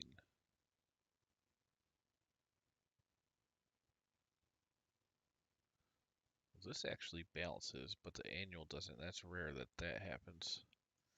Oh, 531. That looks like the startup costs.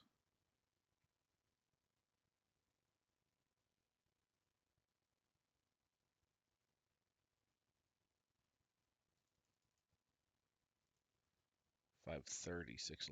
No, it's not.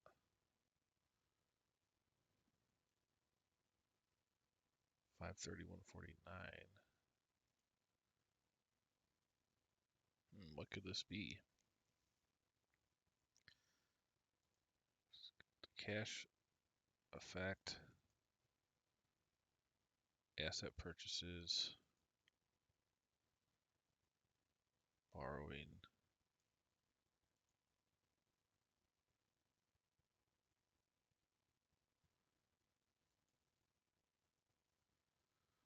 Wait a second. Max cash flow statement. That's not right.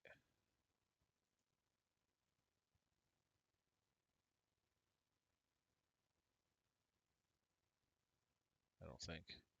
Max a cash flow statement D29 to BK. We need to go to DS. What's BK? 5-year? Yep.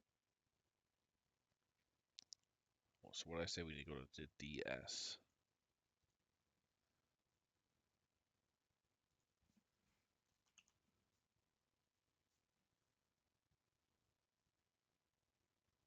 And then cash flow statement annual D30. Principal repayments.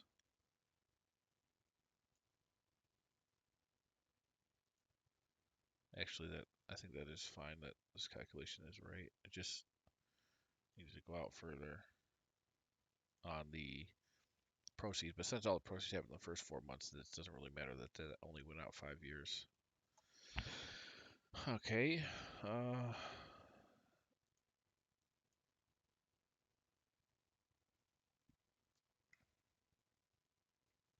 What are we missing?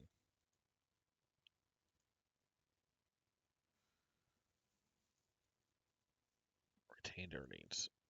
We did income statement 182. What's cash flow statement annual D32? Oh, the dividend stuff, which we don't have. So 32 is just blank.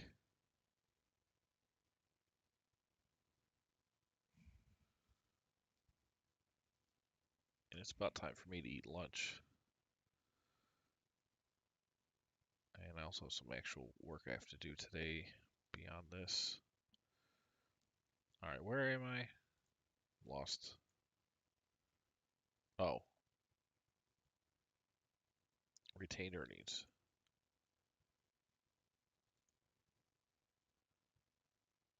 What do we do here? This matches also.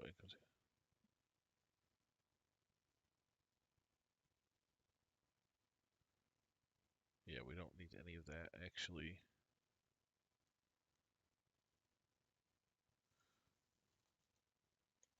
We just need that. This will simplify the calculation, but it's not like...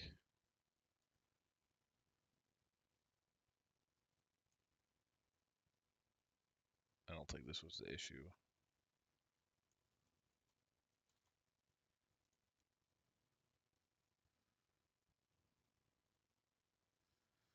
Alright, this matches. So why is our balance sheet on the annual off? I mean, I guess something on the annual might be off. It has to be different than the monthlies for some of these. Although this checks out.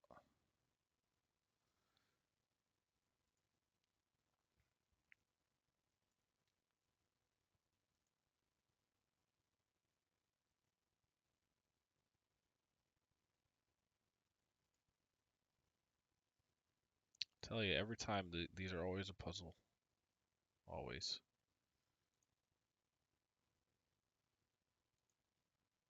I guess the first thing is figuring out why we're off on the first period. So 531,000. What are we missing?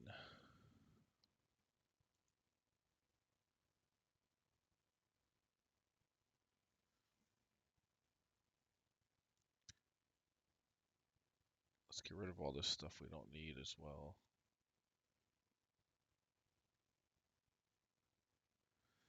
Yep, we don't need any of that.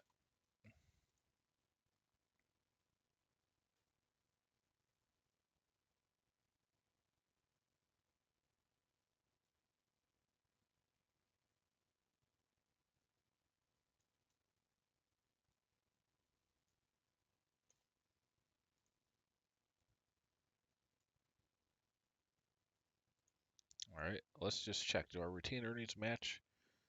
9285. Let's go here. 9285. Let's see what doesn't match. 2470. Yep. 11756. Yep. 11909. No. Liability owner's equity is off.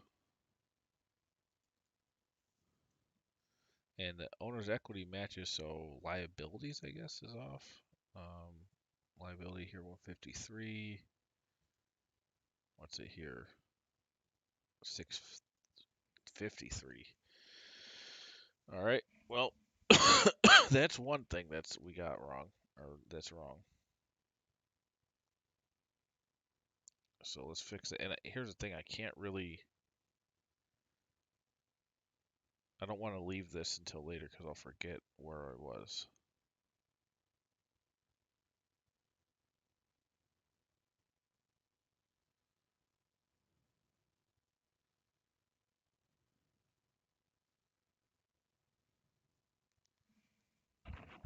So let's see. So we're at 653,000 long-term debt. That seems high.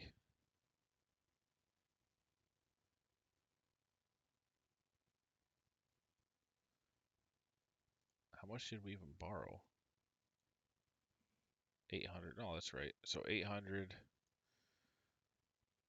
So our cash flow statement annual's got to be wrong here on the debt balance.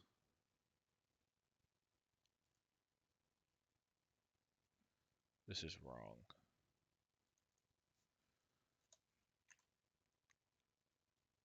Actually, and so max the cash flow statement D29. What is D29? Nope. It just nope. That's not right. Definitely not right.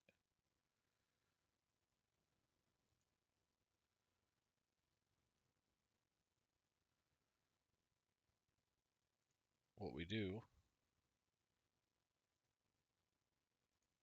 is take sum of cash flow debt proceeds in, and you can sum that over time, minus sum of principal repayments and sum that over time.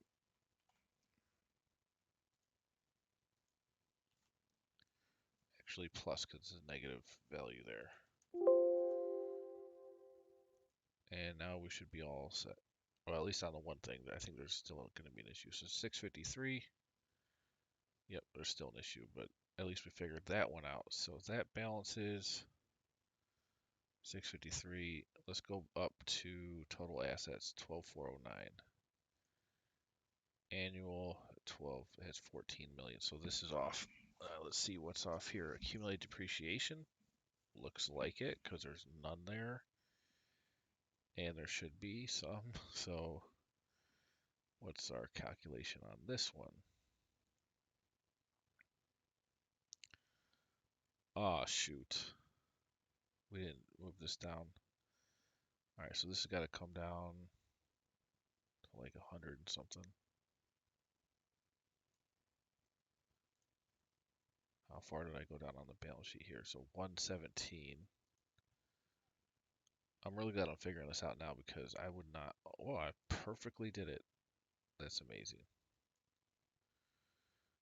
I would not want to figure this out later.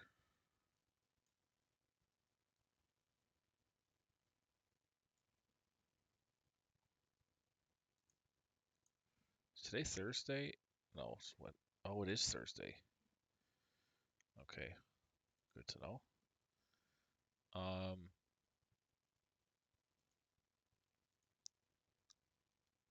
so this is just going all the way through, and then if there is an exit, it'll be zeroed out on that exit year.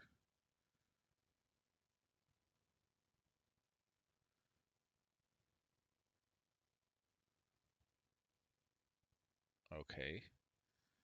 Now this accumulated depreciation. HLOOKUP.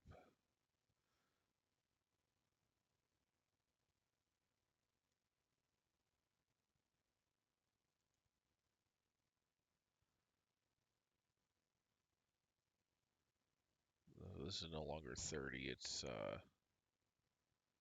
12. 119 to 5, that's 115.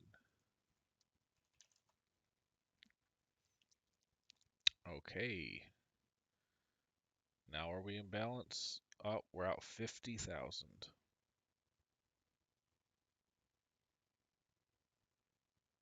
This somehow.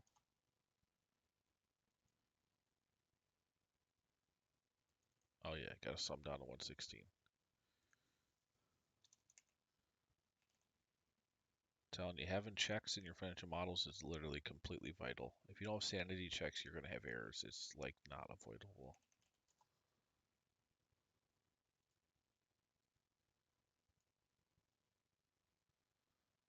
Okay, we are in balance and we got our annual in here. Great. This is cool. We're actually about done.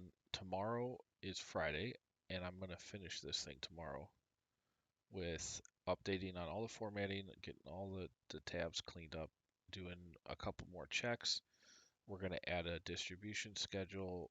We'll update our cap table with the distributions, and we'll just get it all cleaned up and ready to go. So, a lot done. Very productive stream. Love to see it. If you want to support the channel, again, subscribe. Go to smarthelping.com. Check out the templates. Um, if you want to be a member of the channel, pay $5 a month. That helps too. We got 3 members right now. Thank you to them.